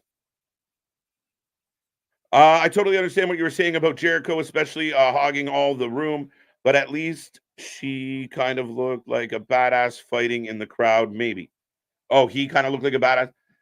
Again, it's smoke and mirrors. It's to cover up the fact that he can't wrestle anymore, or at least wrestle at the level that he thinks he's wrestling at. Listen, I get mad on behalf of Chris Jericho when I hear Chris Jericho and Tony Khan tell me that 2023, 2022 was the best wrestling years of his entire career. That I defend Jericho against Jericho of how dare you belittle all the shit you accomplished before then. But Thunder Rosa in the ring with Ruby. And Harley at ringside, by the way. And who's on the other side? Elbow strike into a tag. Crowd goes quiet. Is Statlander just at ringside tonight? Willow into the corner. I sure as hell wasn't singing that bullshit. I stopped singing that song a while ago, my friend. Again, outside of all the bullshit that's going on, allegedly, I'd spoiled on Jericho a long time ago. Men of culture. Who the hell does that, girls? Who the hell does that girl with Outcast? We're talking about Harley. She was the QTV girl, remember? She's like the rapper, singer, Australian. Danny, I believe, is her real name. This should boost ratings. Again, what would be better for the women's division? This 8-person match, women's match, sorry, or maybe a solid tag team match between 4 of the people that are in this match, or maybe 2 really solid one-on-one matches, right? Like, to me, I want to see more story in the women's division. I don't just want to see the women. I mean, it's great to see the women, shout out, but I want some story with these women. That's what I'm looking for. And just shoving them in random matches isn't helping them. But Willow and Julia are in the ring. I'm in picture. I will remind you, if I missed your chat or I missed your comment, we do have the super chat. Team Thunder Rosa for the win. Yeah, I'm going Team Babyface for sure. Whatever team Anna Jay's on, Anna's getting the pin. We already ran this script. I can tell you where I'm not starting. That's Willow. I'd be full. I didn't know what you were talking about at first, Boston. I was like, okay. She did start the match. What do you? Oh, I get you. I get you. Yeah, no, I hear you, bro. Then again, no comment. After the character change, it was good move to go spooky wrestling. All right, that's for Richard. Team Anna Jay for the win. Team Outcast for the win. I got Team Nightingale. When you have an 8-person match, do you think they really needs to be managers on the outside with them? A lot of people out there. If you have a manager, earlier we saw Nana and Juan. Fine. Jake the Snake. Fine. You don't necessarily need it, but fine. But if it's just other wrestlers, probably not, right? Like, unless you're, dignified as a valet or manager or whatever, then you're just a girl hanging out. I don't get it. Stats girl. I mean, Stat is a lady I feel bad for her. As in picture, Harley helping the ladies out, giving Willow a bit of a choke on the rope. I feel bad for Stat because I thought when Stat lost the belt, she'd kind of get pushed towards Tony Storm. And instead, she's in a Ring of Honor storyline with Bibbins. Somebody help me. Julia Hart is $1,000,005, my friend. I'm still predicting no Mercedes. Again, I predicted her to be in the Royal Rumble. Mercedes has to weigh out. Is it all about the money or is it all about the stage? And that's the facts. Tony will pay her more. WWE will give her a bigger stage, better access. But Stat in the ring, big knee to Saraya. And I was wrong. Stat was just taking a breather at ringside, not managing. Dave! What's up, Mike? Absolutely. Don't ever shy away from tickness, my friends. Oh, we're setting it up. Here we go. We're gonna get an 8-woman suplex. You hear the crowd bubbling. Ah, they're doing it. Julia ended up on the wrong team. Tell me y'all saw that. There we go. Quadruple suplex. Y'all catch Julia ended up on the wrong team. Last minute, she's like, fuck.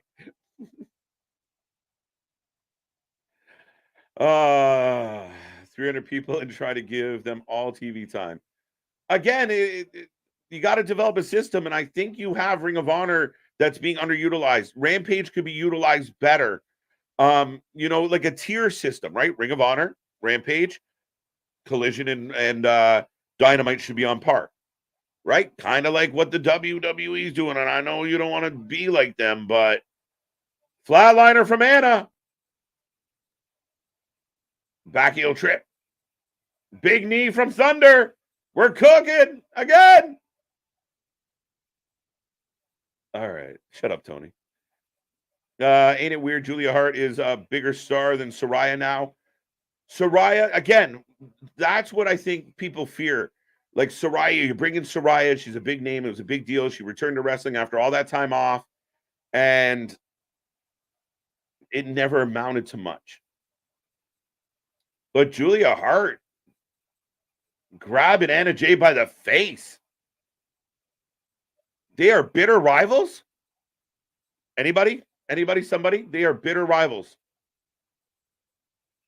Julia pushing her back in the corner. Sky Blue, I think, took a blind tag there. Anna Jay's got something, guys, man. She really does.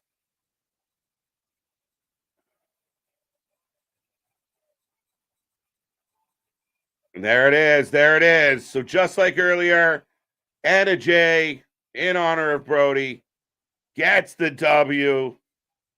Again, I think if you were going to pay tribute to Brody, you didn't need all the extra parts, right? Like Sky Blue versus Anna Jay in a really good women's match and Anna getting the win. But you did 2 identical matches.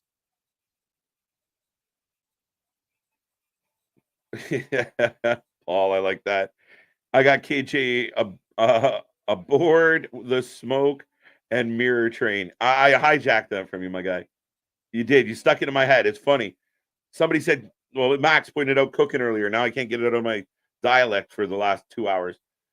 If Black and Murphy Lee leave AEW, do you rebuild the House of Black around Brody and Julia? And with who? I think you let the House of Black die. I think you use Brody King as a badass who also accompanies Julia. It's just a good visual, Julia with Brody. I really like it. But yeah, I mean, in a perfect world, if I'm being honest, Murphy, Lee, and Murphy Lee, like the St. Lunatics, Murphy, Lee, and Malachi all show up at WWE, and you kind of do it proper. And we're getting a Wheeler Yuta package. Again, I think I'm really tired of Wheeler Yuta, to be honest, guys. Oh no, Darby Allin will face Kenny. He faces him. I don't know what you're saying. Paige looks like House of Black member, right? All the goth girls in one match. We need a best buns poll. We'll think about it. We'll think about it, AJ. Danny Ellie, thank you. I'm pretty sure she was Danny. Wait, is that the chick who would go out on Rampage? And yes, that's Harley. That is now Harley's with the Outcast. So yeah, Harley, Danny, Ellie, Ella, whatever. Oh, here comes the Undisputed Kingdom. All right. But yeah, that's who that is. That's the rapping, singing Australian lady that used to be in QTV. Wardlow, Matt Taven, Adam Cole, baby, Roderick Strong. I liked Roderick better with a neck brace. I don't know why. And Michael Bennett. Wow, you guys are blowing this up. First name John. Harley has some really big eyelashes. Yeah, among other things. Wheeler useless. Look, again, Wheeler Yuta is a guy like Hook for me. That if you were utilizing Ring of Honor like an NXT, like a developmental, that is where Yuta would develop and grow and mature. You know, you don't take Yuta seriously. Like Yuta going toe to toe with Joe doesn't do anything for me. Yuta, even against Claudio, like it's a boy fighting a man. I think it's because of how overbooked the spot was, Daniel. I like it didn't feel even the slightest bit believable, and it took 3 years to set up. Let me go up to Daniel. It's not just AEW Boston. Too many wrestling companies, including WWE, do these Tower of Doom stack suplexes a lot. I mean, WWE is infamous for the corner one, right? The avalanche.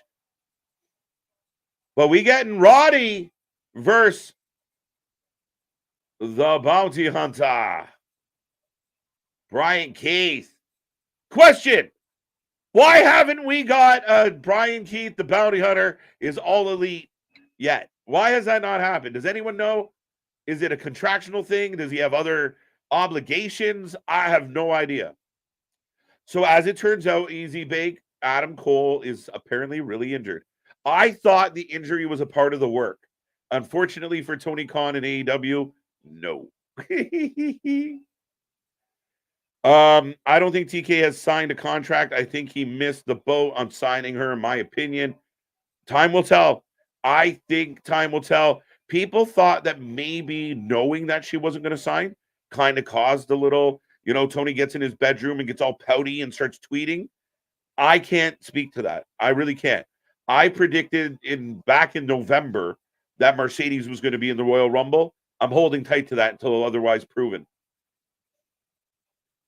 Yeah, right.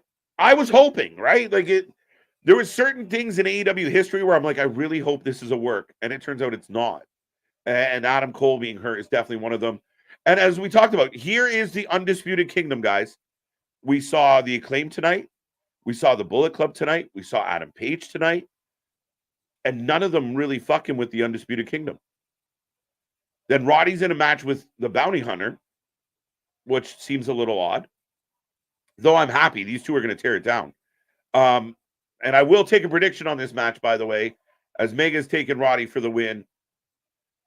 So do you guys see where the little bit of the booking holes come in, right? And I do think part of the issue is Cole's hurt and you have a lot of time to your next big pay-per-view.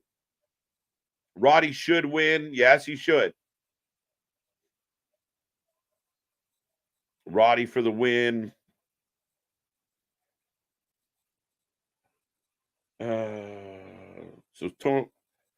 So Tony Storm last, huh? Uh-oh. Is she last?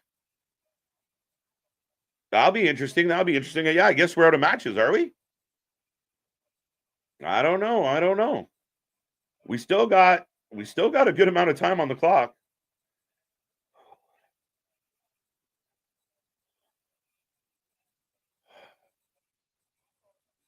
Harley has some I got that one. So yeah, I got that one. No Mercedes Monet. We don't know that yet. We still got time on the clock, guys. And I don't know what's coming up. So let me double check what we haven't had so far tonight. Is anything that has been announced? Got that. Dark. Oh, we got the Texas Tornado match.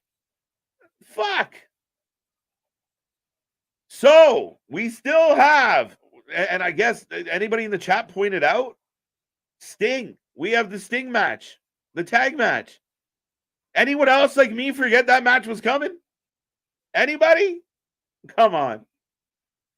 Oh yeah, we got the Texas Tornado match. Why is everything like Texas Street Fight, Texas Tornado? Is it just a tornado tag match? They're in Florida, for fuck's sake. Tony did her promo, but is she coming out tonight? Like she says she wants a meeting with Deanna, but I was not under the impression that would be happening this eve. Sting's match shouldn't take 20 minutes. Well, Roddy is going to take up. These guys are going to take up a little bit of time. Good match so far, by the way. I think Bounty Hunters. I don't know why Bounty Hunter is not all elite yet. Looking for a Tiger Driver. Roddy powers through into a roll up. Whew. Anyone else? Or is it just me because I haven't shut up for 2 hours?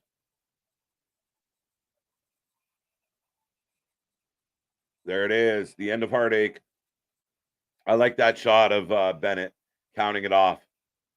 Big win for Roddy. Well, I'll call it a big win. A good win for Roddy.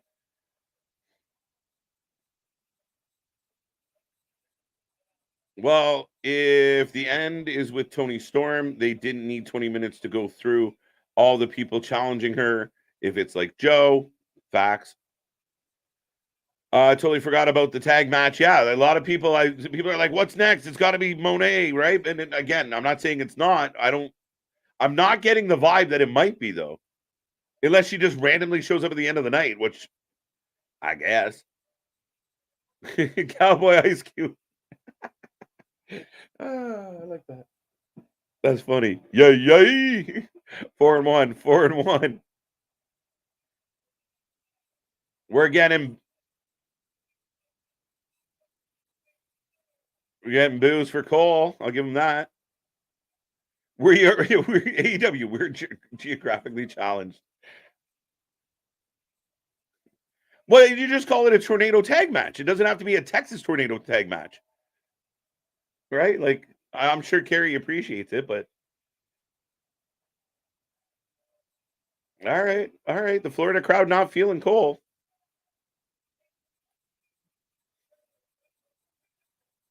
Oh.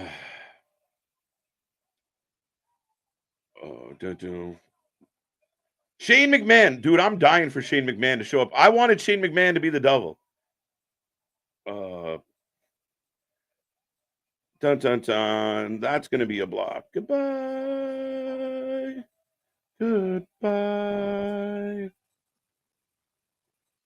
Great name, by the way. You think it's Monet, but really, here comes the money. I'm down, Roddy. Let's go. I think I'd be happier with that.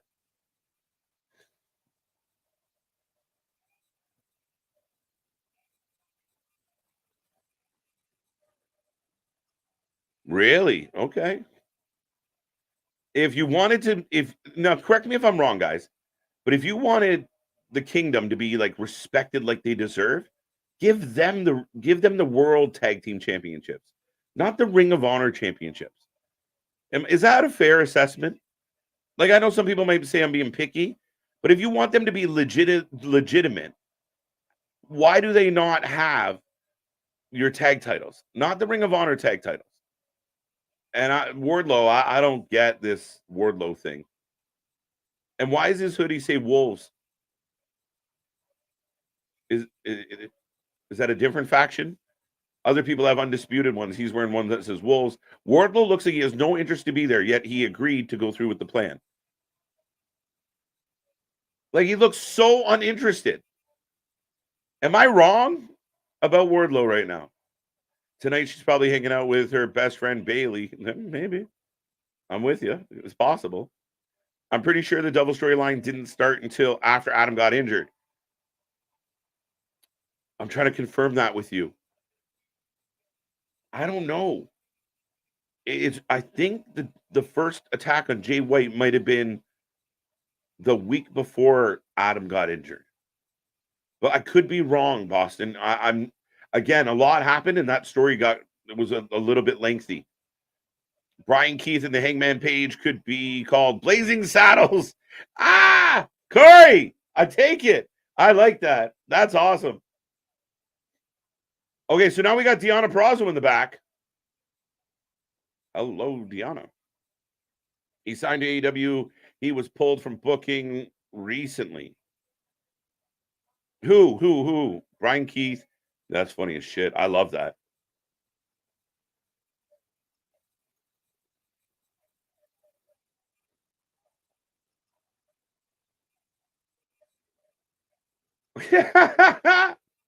Good answer from Deonna. Wait, Red Velvet?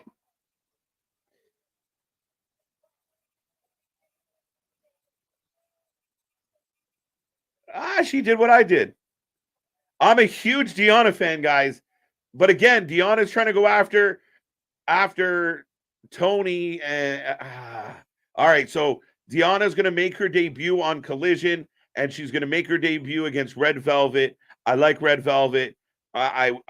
She's a bit of a botch machine. Go check out Botchamania for all those fun clips. But I love the energy of Red Velvet. Very interesting. How do you guys feel about that? Deonna, Red Velvet, both debuting, making their Collision debuts this Saturday. WWE, yeah, no kidding, right? Why the Ring of Honor? Yeah, why the Ring of Honor tag belts? I mean, again, I want to take this faction very serious. I want them to be at the top of the food chain. So they should have main roster AEW titles in their faction. That's just my take on it. Who's that girl? That's Red Velvet. She's been mixing it up. Back in the fold. Poor Red Velvet. Yeah, she's going to get squashed by Deonna. I'm okay. It should be a decent match. Yeah, I don't hate it. But again, when everyone's kind of waiting for this big moment, and again, Tony Storm comes out or isn't back, says, I would like to meet with Deonna Purrazzo. 3 segments later, there's Deonna Purrazzo. If you want us to believe in the women's division, have Tony Storm come out like Joe did and say, I hear we got a new talent. And then you have Deonna come out and confront her. They don't have to fight. They just have to confront each other, right? Set the tone. That's what I want for the women's division, because I want the fans in the building. I want the fans watching at home to go, oh, shit, I can't wait for these women to get into it. I bet Deonna can beat Tony. And I want other fans to go, nah, Tony's going to beat Deonna. And you start that battle. Now you're invested. You're intrigued by the storyline. 2 separate backstage clips. I mean, give me less Jericho and more Deonna and Tony. But that's just me. Maybe have Bennett and Taven go after the AEW tag titles. They'd have to win it off Jericho and Sammy. Maybe. But we are getting into we got about 15 minutes left on the clock, folks. Up next is the main event, as we are getting a tornado tag match between Sting, Darby, and who the fuck are they fighting? Powerhouse Hobbs and Takeshita. On paper, Powerhouse Hobbs and Takeshita should dust this match. I don't think it looks good for them, though. We'll see. We will take your predictions on this match, and I will take a minute to remind everybody out there. Click like, click subscribe, be a part of the shows, be a part of the fun. We cover more live wrestling than anyone else out there. And even when you try and copy what we do, you can't do what we do. So we appreciate everybody for being here. And we hope everyone's having a wonderful week. Stay tuned. Click that little bell because we pop up all the damn time. We got more coming your way. Former TNA people, fact. Maybe next we get Julia versus Thunder Rosa. Okay. I'm going to ask a question. Got 100 people hanging around. Thunder Rosa never lost her AEW Women's title, correct? That's correct, right? Would she not then? Oh, we got the Nature Boy. Would she not then come back and go after the person that has the belt they never lost? Is Thunder Rosa not like I like the TBS title as far as like Julia Sky Blue, Willow, like it's the second tier, you're young and up and comers, kind of like a TV title, and then you got your women's title. But Thunder Rosa never lost the championship. I'm curious what you guys think. What do you guys think? You guys hear what I think all the goddamn time. Hobbs and Takeshita for the win. Darby Sting for the win. Poor Darby's about to take a whole lot of punishment. So I understood a tornado tag match was always just you didn't have to tag in or out. Excalibur just explained. Falls like fucking everything goes. So lazy booking for sure. But anything goes in this match. That's their definition of a Texas tour. Apparently, if you add, according to Tony Khan, if you add Texas to the title of something, there means there's no rules. So, hey. Way lot better than last week. Yeah, this is listen. I think I've been relatively positive. Sunday, March 3rd, AEW Revolution. So the day after this channel turns 2 years old, we will be here live for AEW Revolution, March 3rd. See what happens on March 2nd. It's a Saturday, so we will be here to party on that Saturday to celebrate 2 years of the Wrestling for Life Network. Darby Allin and Sting for the win. Britt should team up with Red Velvet and Britt and be Cake and Baker. Hobbs and Takeshita for the win. As here comes the Phallus family. Hobbs team for the win. Hobbs team for the win. Ram. All right, party. Welcome. Bake the cake.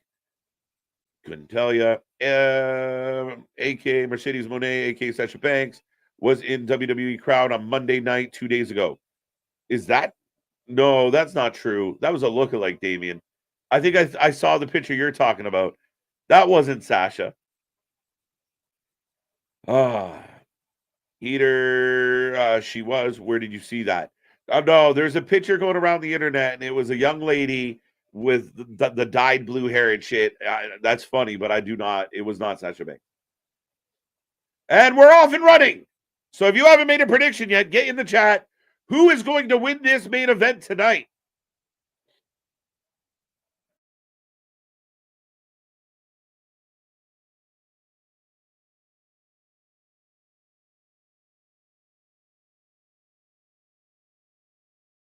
All right, so Darby Allin. Oh my God. Hold on tight, guys. When I purposely say strap in and strap on in this show, this is one of those moments as they are fighting all over Daly's place. Blue wig, yeah. KJ long-term booking, yeah, no shit, right? Hey Tony, give me a call, Tony. Let's do an interview. Let's chat. Let's see what we can do here. I think we can improve this show just a little bit. Make it make sense. Connect some dots. Right? And as I always say, Tony's got all the ingredients he needs. Just like the Samoa Joe segment earlier tonight. He had everything he needed to make that perfect fucking meal, and he just overcooks it or puts too many ingredients in or doesn't put it in the right order. Jim Ross on commentary, which is amazing. I really wish everyone else at the announce table except Taz would just leave. Jim Ross comes out and the other two go away. We don't need to hear four people. A four-man booth is not great. Ric Flair giving the look. Ric Flair staring at Takeshita like fucking Takeshita's a college co-ed. Jim Ross on commentary. Yeah, I didn't even notice until you pointed it out, AJ. Thank you for that. I agree with you, KJ. It would be a great match, Tony versus Thunder Rosa. And what's happening with Britt Baker? Can anyone tell me? Is she just pouting? Or is she injured? I don't know. AEW will end at 10:05. All right, Jason. All right, so we got time. We got time. Darby gets caught on the coffin drop, and then the roll through suplex on the floor. Ooh, poor. I can't imagine Darby wrestling past the age of 35. Honestly, I love the guy. I think he's great, but man, he takes a beating. As I go into picture, Richard says Thunder Rosa should be going after Tony. Want the title that she never lost. Tony won the belt. And they don't even really acknowledge it, right? They just like it never happened. Like Tony, like she's yeah, I agree with you. Like her teaming up with Abaddon, no offense to Abaddon, it just Thunder Rosa is past those girls. Like Julia Hart, Abaddon, the younger talent are aspiring to be Thunder Rosa, to be where Tony Storm is, to be where Britt Baker is. And you got to set that hierarchy up so we know how to follow the story, right? So we know, when it's just scrambled, it all becomes meaningless. You got to give, it's like any type of movie that you watch, any type of video game you play, there's a process. There's a ladder, a level that you're trying to climb to, right? If everybody's just at the same level for the whole game, the game gets really boring. You need levels, right? And to me, Thunder Rosa is at a different level. So if you think, like, again, I know I get called, negative when it comes to AEW at times. I think I'm being very positive, actually, about Thunder Rosa and where she could go. Or what she should be doing, sorry. Sting and Darby for the win. Darby and Sting for the win. Type 1 if you think Mercedes. Type 1 if you think Mercedes is debuting. Type 2 if you don't. We'll go with that. Randolph, more like Sweet Tooth. There you go. That's better. And to the thing that Sting ignored, the wrestling flyer in his gym for months. Fair enough. Powerhouse Hobbs and Takeshita for the win. I expect run-ins. I feel like this is going to get, Kyle Fletcher's going to run out. This is maybe where we debut, Mercedes Moné comes out to help Darby and Sting. Tony Khan tweeting Jinder Mahal. Right now, is it still happening? Or, yeah, no, welcome. Darby, there you go. Will the IWC ever be united again? No, Keyshawn, I don't think so. And I think, again, I think this is nothing new. In the Monday Night Wars, there were WCW fans and WWE fans. There's people that thought WCW was garbage. There's people that thought WWE was garbage, and they never really agreed. They just didn't have the internet to shit on each other about it. It's like sports, right? People are going to be Bills fans, wink, wink. People are going to be Maple Leaf fans. Like there's always going to be fandom. I think the interesting part of the internet is it blends into a toxic fan base. I don't mind if we disagree. I don't mind. I don't expect everybody to think the same thing. As we're back from picture in picture, Hobbs all over Sting. But yeah, they're never going to be united. That's why we do this here on this channel.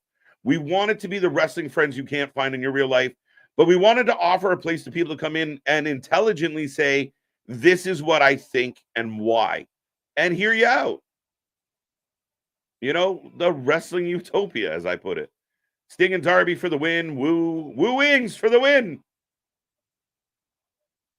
Sasha Banks is the only wrestler that I know that wears a blue wig or all different colors. Yeah, but it was just a fan, right? I mean, those exist outside of Sasha. It's Sting for the win. Darby and Sting. Tony versus Thunder Rosa at Revolution for the AEW Women's title. Then on the same night, have the Women's Casino ladder match with the Joker being Dr. Britt Baker, DMD, and the wins of the contract. Ronan sounds good, but then you're leaving out what happens with Perazo. What happens if, oh, wait, Ric Flair is in the ring. God, no. And, oh, my God. Ric Flair is chopping Hobbs. But the eye poke was great, though. I take it back. The eye poke was beautiful. Ric Flair cannot be in the ring, guys. How bad would it look if on AEW if this man wee-woo was on the way out? And I stole that from Nick. I'm not even going to try and take credit for it. It's one of the funniest things that's ever been said on this stream. The last woo we get from Ric Flair will be the wee-woo of the ambulance. No contest DQ. You can't have a DQ. No anything. And welcome to the channel. Hi, I'm Gary from England. New subscriber. Loving your channel. Thank you. Gary, I'll try and remember that as much as we can. But no, we appreciate you being here. Thank you. All right, so all four men are up on the platform, on the entranceway. They're going to go through that screen or something, aren't they? Darby's going to give us a Shane McMahon moment. I feel it. Hey, I'm back. I just went to see Harley Cameron's YouTube videos, and she's really good. She doesn't like the music from AEW, WWE, and TNA. She did the inspiration for TNA. Okay. I follow her on social media and that before. Like I didn't even connect the dots originally. But that's why every time I see her, yeah, I told you we're going to get a Shane McMahon spot. Darby! Fuck! Oh, my God. Darby. I think it was about a 20-foot coffin drop. I think Takeshita tried to brace a little bit of it. Thunder Rosa wants the TBS titles. Yeah, I don't know why. Michael, do you not agree that maybe that's not what she should be going after right now? Okay, Takeshita got a piece of them. I hate even the 3-man commentary. It's way too much. Too many cooks in the kitchen. Wrestling was fine with two for decades. Again, I think with it being Tony being everybody's buddy, and I think they fucked up. Like, because Collision, I really liked Collision's commentary, and then they added Tony there. Get Tony the fuck out of there. As Hobbs is walking away with Sting like he's luggage. Sting reverse. Oh, Hobbs is about to fly. Or are they all going to fly? Oh, my God. God damn. Scorpion death drop from up above through a table. God damn, I hope they're both okay. Do you think Sting will work backstage after he retires? I don't. And there's the win. Sting with the pin. Holy shit. Again, if they're going to go over 5 minutes, there's still time on the clock, guys. Oh, man. Yeah, to again, if there is going to be a bleed over, according to my clock, we got a few minutes on the clock right now as we just hit the 10 o'clock hour. That Scorpion deathlock from the top and the medical teams around Sting like that. Oh, my God.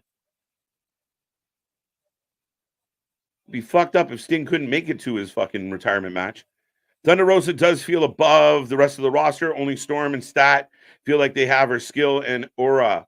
I agree. I really listen, and it's not being critical. It's not being ignorant to the other women. It's just the process. They're newer, they're greener, they're younger, they're not there yet. Thunder Rosa's a vet. Thunder Rosa is at the point of her career where she's teaching other women on how to be better wrestlers. But there it is. Ric Flair, Sting back to his feet. There looked like there was legitimate concern for Sting. I miss Nitro. Yeah, Sting went up and over, and then Hobbs kind of rolled on top of Sting's face. I'm telling you, if you see the two tables side by side, it never works out. They always miss one of them, and it fucks up the trajectory of the humans. The rumor was Mercedes was supposed to debut as a heel. Interesting. Why not? She works better as a heel, Randolph. I will say that. Sasha Banks works better as a heel. She is Rumble bound. That's still my prediction. Thunder Rosa does feel got that one. Sasha will come out and let Darby stand on her.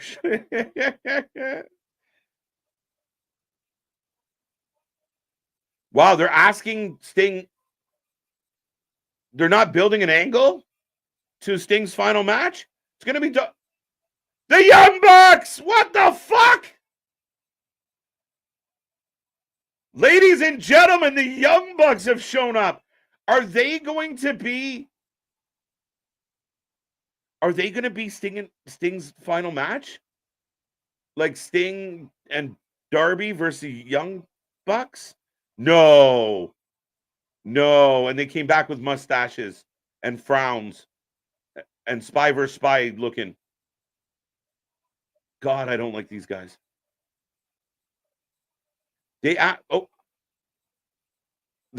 Tony asked Sting who is going to be your opponent for your final match ever, which, I mean, it feels a little early to get there, but the Young Bucks come out.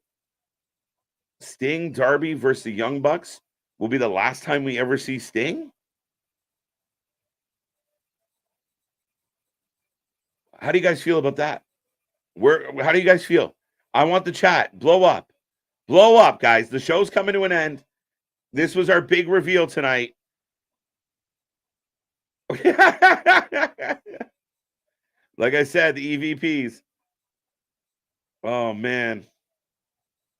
That's it. That's your big go home moment, guys.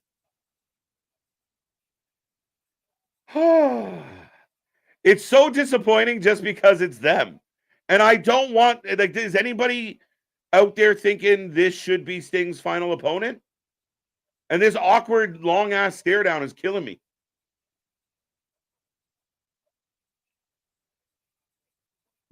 Where's my button? Where's my button? Oh. FTR would have been better. Anna Jay is going to take on Julia Black at the Night of Champions. Samoa Joe versus Hook next week. And the Young Bucks just walk off. It's officially Tony Khan. This is why Tony Khan should not go on social media and question anybody's booking. I don't care if it's WWE, GCW, New Japan, fucking TNA. Tony Khan should never question another company's booking because he does shit like this. Now, ladies and gentlemen, as I get into a little rant here, how did you feel about the show? Give me a rating out of 10 in the chat right now.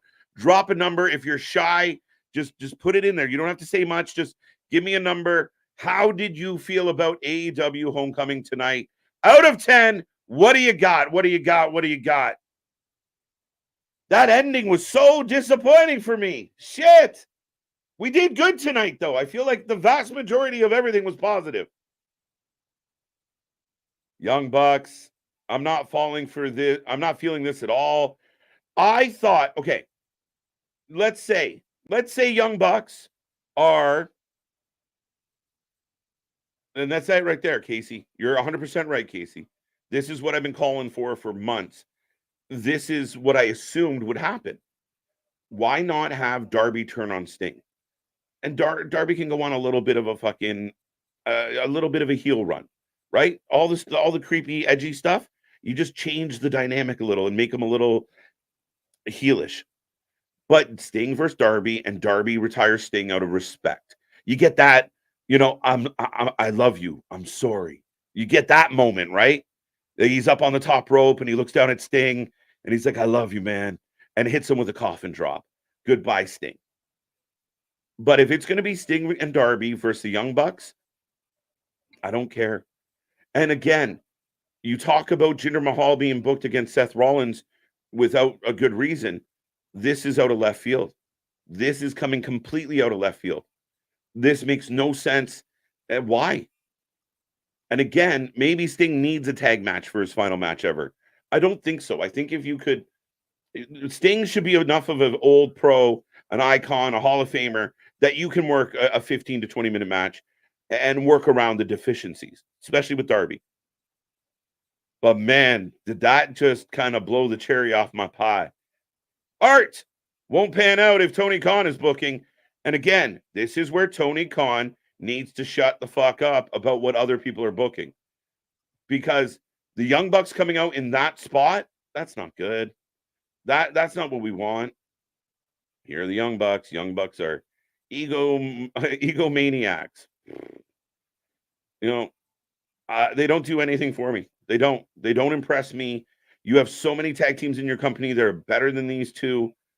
And Tony gives them whatever they want. And as long as Tony Khan is going to continue to give everything that these guys want, if he gives Jericho everything he wants, if he gives fucking the people closest to him, Guevara gets a clean win over over Ricky. It should be Sting versus Darby in this final match, but they build an angle to it. You got what? We got 2 months to build an angle to Sting's final match. And instead, it's just like Tony Schiavone gets in the ring. And this is where people want to tell me that Tony Khan's a good booker.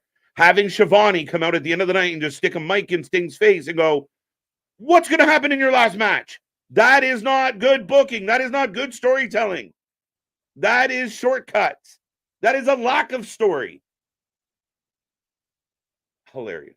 Fucking hilarious.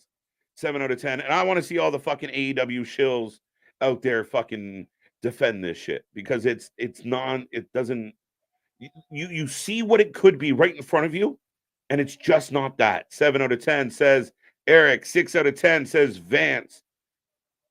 Definitely looks like the twins. Spy versus spy, man, I guess. TK booking strikes again. It is because he books his friends over anything else. All that matters is the people that hang out with him and stroke his ego and maybe something else and tell him he's cool are the ones that get the favorable booking and then the favorable spots, and it hurts your wrestling show. He chose the Young Bucks over CM Punk, and it's hurt his company. Now you see the Young Bucks in this spot, it's bad. The Mustache Boys, yeah, they look a little bit, they look like Vince McMahon's long-lost children at this point. Young Bucks definitely look like twins from 7. Bucks think they are look hard, but they look like ego clowns. They don't intimidate anyone. That's the thing. They come out and they think they look, smack the shit out of both of them. What the fuck are they doing? Did the Young Bucks ruin their legacy by not going to WWE? No, I think going to WWE would have exposed them. The WWE could have amplified them. You're right, Smile Mark. I think the Young Bucks ruined their legacy by believing they were bigger than they were. They believe their own hype. They believe because Hot Topic sold a bunch of their fucking t-shirts that they were better than they were. And there was another group of people that if you are great at what you do, people tell you. People will tell you, you guys are doing a great job. You guys are the best. When you consistently have to go out there and tell everybody, we're the best ever. We're this, we're that. That's when people notice you're not. And what ultimately for me ruins the Young Bucks legacy is you came to AEW, you promised the best tag team division in all of wrestling. You failed. You promised that you were going to, make this company different, and especially when it came to tag team wrestling. And it started well, but then it failed because you were put in a spot as EVPs, as the head of the division, as the leaders, that where you had to go under and put someone else over and admit they are better than you. And your ego got bruised. And the minute that started happening, the company, the Young Bucks legacy gets soiled. What they did with FTR ruins their legacy. What they did with Punk, we're all going to remember that no matter what they do, they got their face beat in by Punk.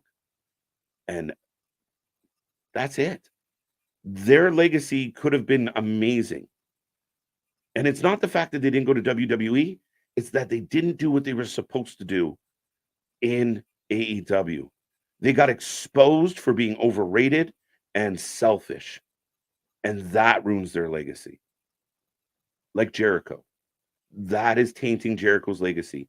The selfishness, the self-fulfilling prophecy, the self-fulfilling booking, the favoritism, and that is what ultimately is hurting the legacy of the key people in this company.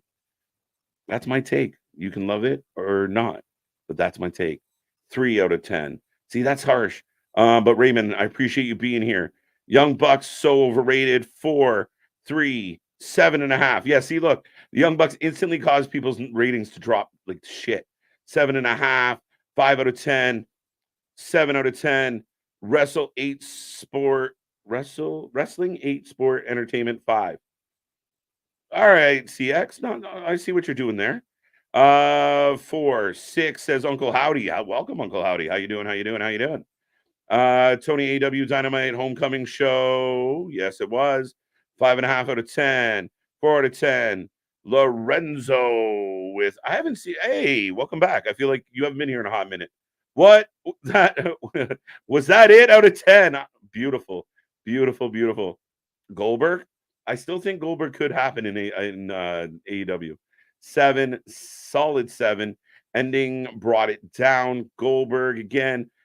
Bama, Young Bucks, face smash. Yeah, nobody likes it. Wrestling was outstanding, though. Wow, you guys are awesome tonight. You guys are really awesome. Still got 100 people hanging around with me.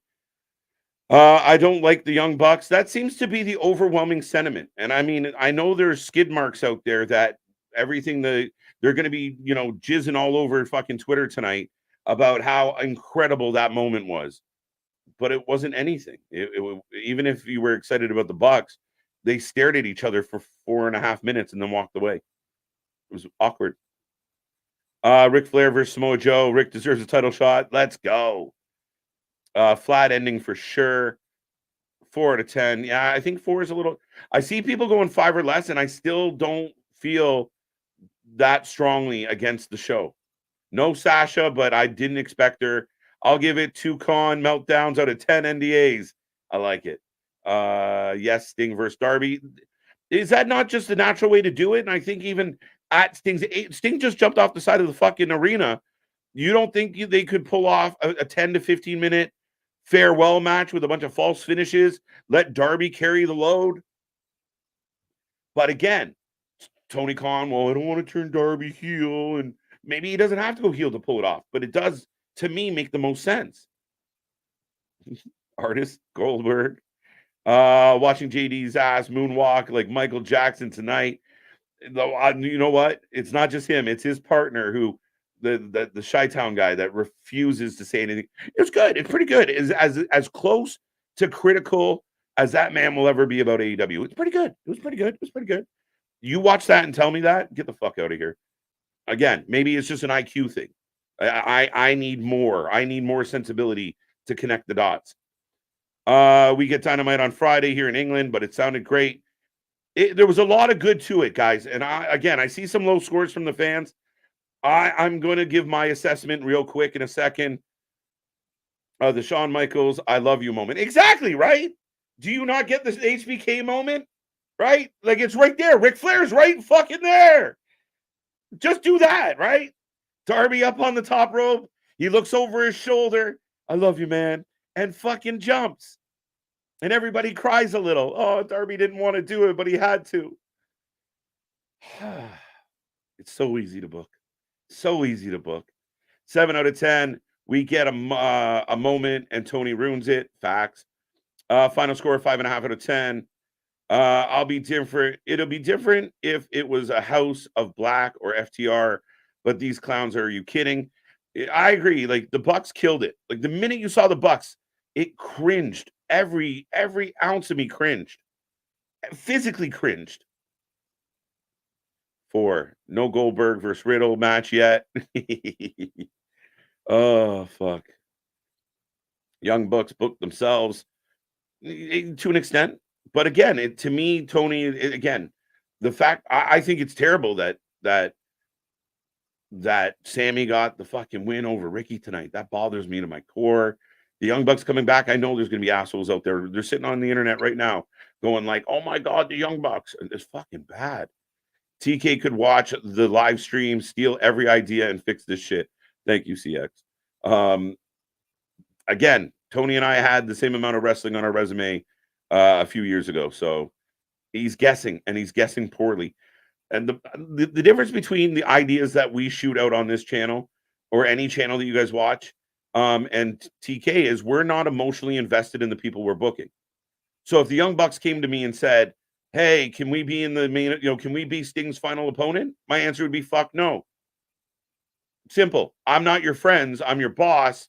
That's not good for business. There's other people that the fans would rather see. Tony can't do that. The minute Sammy Guevara got back from paternity leave, fucking right in the winning column. Sting's standing right next to Sammy Guevara as Sammy Guevara gets a pin at the pay-per-view. Sting's on a retirement tour. Why would you not let him put the last thing the New York fans ever see of Sting is him in with somebody in a Scorpion Deathlock for the W? Bad booking decisions. He loves Sammy Guevara. Sammy invited him to the wedding. They danced the cha-cha together. So Sammy's going over on everything.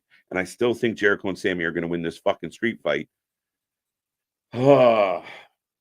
Sting's face just says it all. Yeah. Just like at World's End, he didn't seem like he was very interested in being around Jericho at all. Wrestlers are never going to trust their careers to TK down the road. This is a very fun fact, right? And everyone's talking about Sasha. If Sasha makes the decision 100% on money, Tony will pay me more. I'm going to go to AEW. That's fine. It could ruin your legacy. It could end your career. It could put you in an unfavorable light. If you have that kind of risk, who cares? We saw it FTR. FTR said, well, we're considering our careers. Tony gave them the better offer. They stayed with Tony, and look what FTR has done since they've resigned. Not a lot. I like the Young Bucks. Well, there's one. We got one. I don't like them. What do you like about them? Main event was epic. Main event was all right. Pretty good. The Young Bucks, Tony Khan is shit. Shit on all of us and is smiling diabolically. Tony bends over for the Bucks, or it feels like it. Who was the FTR versus Sting and Darby for the last match? Not the Young Bucks. If it's official or not. Yeah, I mean, again, it was teased. Nothing was said for sure. But again, FTR would have worked. I still think it should have been Darby straight up. And I still think this is, again, the lack of ability for Tony Khan to tell a good story. Right? If you had Sting, if Darby, there was a way to work this where Darby was tired of being in Sting's shadow. And it builds to this big culminating moment of Darby stepping out of Sting's shadow as Sting moves on. That's just me. Do you think Sting will go back to WWE? Probably not. I think Sting's really done. I mean, could they offer Sting a bit of a Legends deal over at WWE? I think he's very fond of AEW, don't get me wrong. But I also think Sting was a very business-minded guy. Not I love wrestling. More of I just like it's his business. So to me, he's very much like a Goldberg or a Brock Lesnar of like, when we're done, and we don't need to be fucking around. So could he appear? For sure. And money makes the world go round, right, guys? They should change their theme to Super Kick Party to Super Spot Monkeys. Absolutely. It's Sting. Amen, Manwich. Boo. Yep. All right, folks. Wow. You guys are still going. Getting some laughs. Already steals so many spots from the past matches. Why not do it with Sting? Yeah, you got Edge setting tables on fire. Been there, done that. Even wearing an outfit paying ode to what he did in a previous company. Why not do it? Why not? You're already there. It writes itself, Tony. Come on. Was -1 and Dark Order on tonight? No. So they were honoring Brody Lee by having 2 8-person matches. And in each of those matches, one of the 8 people were associated with Brody Lee once upon a time. And both those people got the pin. I didn't see -1. Anybody out there can correct me. Last I saw -1, he was on the internet and they were giving him a bunch of WWE toys. It was kind of funny. Um, but I didn't see -1. I didn't see and any member of the Dark Order, a former member in Vance who got the pin. Anna Jay gets the pin. So they predictively went the same way. It didn't feel like an honoring of Brody Lee. It didn't. I'm sorry, guys. Sasha is going to go to AEW and take the money and then go back to WWE a year later when she inevitably fumbles her. Yeah, it all depend, Randolph. If again, could she get 10 million out of Tony for 3 years or 10 million for 2 years and then cash in and then still be young enough and viable enough to go back? Maybe. WCW sold for dirt cheap in relative terms. Yeah, they went for $4 million. Endeavor would be piss away the obscene amount of money that Khan would want for AEW. Yeah, that will never be a thing. Tony Khan would burn it to the ground before selling it. And yeah, you remember like Time Warner just got rid of and basically sold the library and the rights for $4 million. I believe the money was $4 million. Somebody out there can correct me if I'm wrong, but I'm pretty confident. Which is a travesty. All right, folks, I'm going to say last call on the chat here tonight. I still see 90 plus or 90 plus hanging around with me.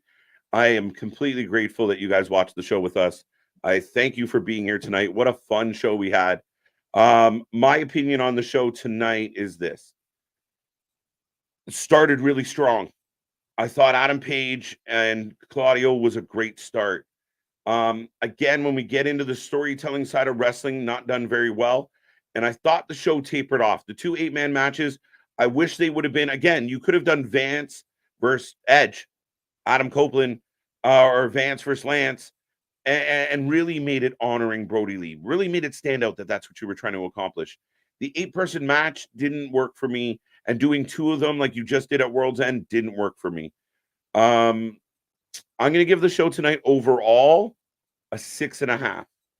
I think there was a lot of good stuff there. The energy in the building was good. I really liked them being in the smaller venue. Daly's place had a really good energy to it. The main event was what it was. Like, again, kind of what you expected. I called it before it happened. Darby's going to do a Shane McMahon spot, coffin drop from the top. Sting does a big unnecessary table spot. The Young Bucks really killed the fucking mood in the building. The Samoa Joe segment was great until it wasn't. Everybody went crazy for Samoa Joe and Swerve. And then Adam Page shows up. Again, doesn't make sense. I get it, but it killed the mood in the building. You felt the mood drop. Jericho's whole situation wasn't good. Playing the music as loud as you possibly could to play over any possible fan reaction was ridiculous. And I don't give a fuck what anyone says. That's 100% what happened tonight. Was they blared that fucking Judas song for the entire fight so that to try and minimize that fan reaction. Edge and Christian versus Sting and Darby. Yeah, I'd take that. I would have taken that. Again, not a bad show overall. A lot of good components. I think Tony Khan gets in his own way at times. And like I said earlier, Tony, until you're fucking banging out perfect shows, shut your mouth about what everyone else is booking. I didn't hate this show tonight. I enjoyed it, but there's still flaws. And if that makes me a bad AEW fan, well, fuck it. But at the end of the day, we're there. It's there. There's there. But you got all these pieces all over the fucking place. You didn't see the Undisputed Kingdom is in the building. Everybody's talking about them, but nobody's confronting them. They're talking to each other about being the Bang Bang Gang. Instead of why are people not going to seek out these people when they had a match? Why did the Acclaim not run out and drop kick Roderick Strong for throwing them through a pane of glass? Where is the comeuppance? Where is the storytelling? Having Tony come out and ask Sting, who's your final match going to be, and not build to it? I would have, as much as I hate the Young Bucks, if they had slid in, and again, Don Callis, Hobbs, and Takeshita get buried in all of this. Takeshita's a star. Hobbs should be a star. Get buried in all of this. It's just bad booking, whether you like it or not. And I challenge any guy out there, you want to wear your AEW hoodie and get on stream and argue, I will happily take that debate any day of the week. I'm an AEW fan that wants better than what we got here. That all being said, I found it fucking highly entertaining for large chunks of it. So, not terrible, not great, could be better. And the reason why it could be better is we see it right in front of our eyes. And that's my long-winded fucking Jerry Springer monologue at the end of the show. But they ruined Ricky Starks, killing me, Smalls, with Ricky Starks. I don't know what the fuck they're doing. Casey, even though TKA has money, do you think we could ever see WWE buy? No. And again, it's like people were talking about. I saw somebody online, like, because Eric Bischoff's Public Enemy #1 in there. Eric Bischoff went bankrupt when he was 62. Yeah, he didn't have a billionaire father bankrolling him. So people got to wake up. And I get it that you're passionate about the company you love, but wake up. Just be honest. Don't be stupid. Don't be ignorant. Enjoy the wrestling. All right, I'm gonna click through a couple of these. Might not answer them very good. Young Bucks equal Hardy Boys from Wish. Yeah, they're not. Yeah, again, the Hardy Boys in their heyday are miles better than the Young Bucks. Truthfully, guys, I could probably off the top of my head name 20 teams historically that the Young Bucks are not as good as. So that at the end of the day is the problem. Is the Young Bucks are good. They're not great. They were better once upon a time. Good in Ring of Honor. Good when they were, they have their own ref and there's no rules to the matches. Their indie matches were great. Their New Japan matches. They were mid-card guys in New Japan. They were all right. They did their stuff. They were good. But they were given a platform to prove to the world they were the best. And they have fallen flat on their fucking face. They are like Titus O'Neil running out for the fucking Royal Rumble.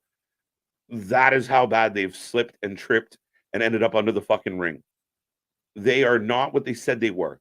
And I don't care what the fuck you tell me. It's what you show me. And they haven't shown me that in 5 years. KJ with the 8-person tag match was better tonight. Which one? They were both like the same, except different sexes. Starts off with a bunch of changes, like, a few tagging out. Then everybody hits a finisher. And then the person that you were expecting to get the pin got the pin. They were cookie cutter replicas of each other, except male and female. I'm gonna give the edge to the women because I at least enjoyed staring at that for a few minutes. Homecoming was nothing special. All right. -1 was last year's WrestleMania. Yes, he was. Mercedes not going to AEW. Each passing day makes me feel that way. Mercedes is not worth $10 million. I didn't say she was worth it, my friend. Could she get it? Right? We've all sold shit before that wasn't worth what we wanted or what we were selling it for. But if you find the right mark to pay it, then it's all that matters. The WWE won't give her Charlotte Flair money. Will Tony Khan give her Charlotte Flair money? That's what this comes down to right now with Mercedes. And with every passing day, it feels like she's more likely to be going to the WWE. I say she'll be in the Rumble, and until proven otherwise, I will stand by that prediction. 4 out of 10, Smoke and Mirrors told you, KJ, the main event, even poor me. Yeah, you're not wrong, man. 4 out of 10. Again, I wasn't that hard on the overall show. Again, I think there was a good amount of energy. I really love them doing Daily's Place.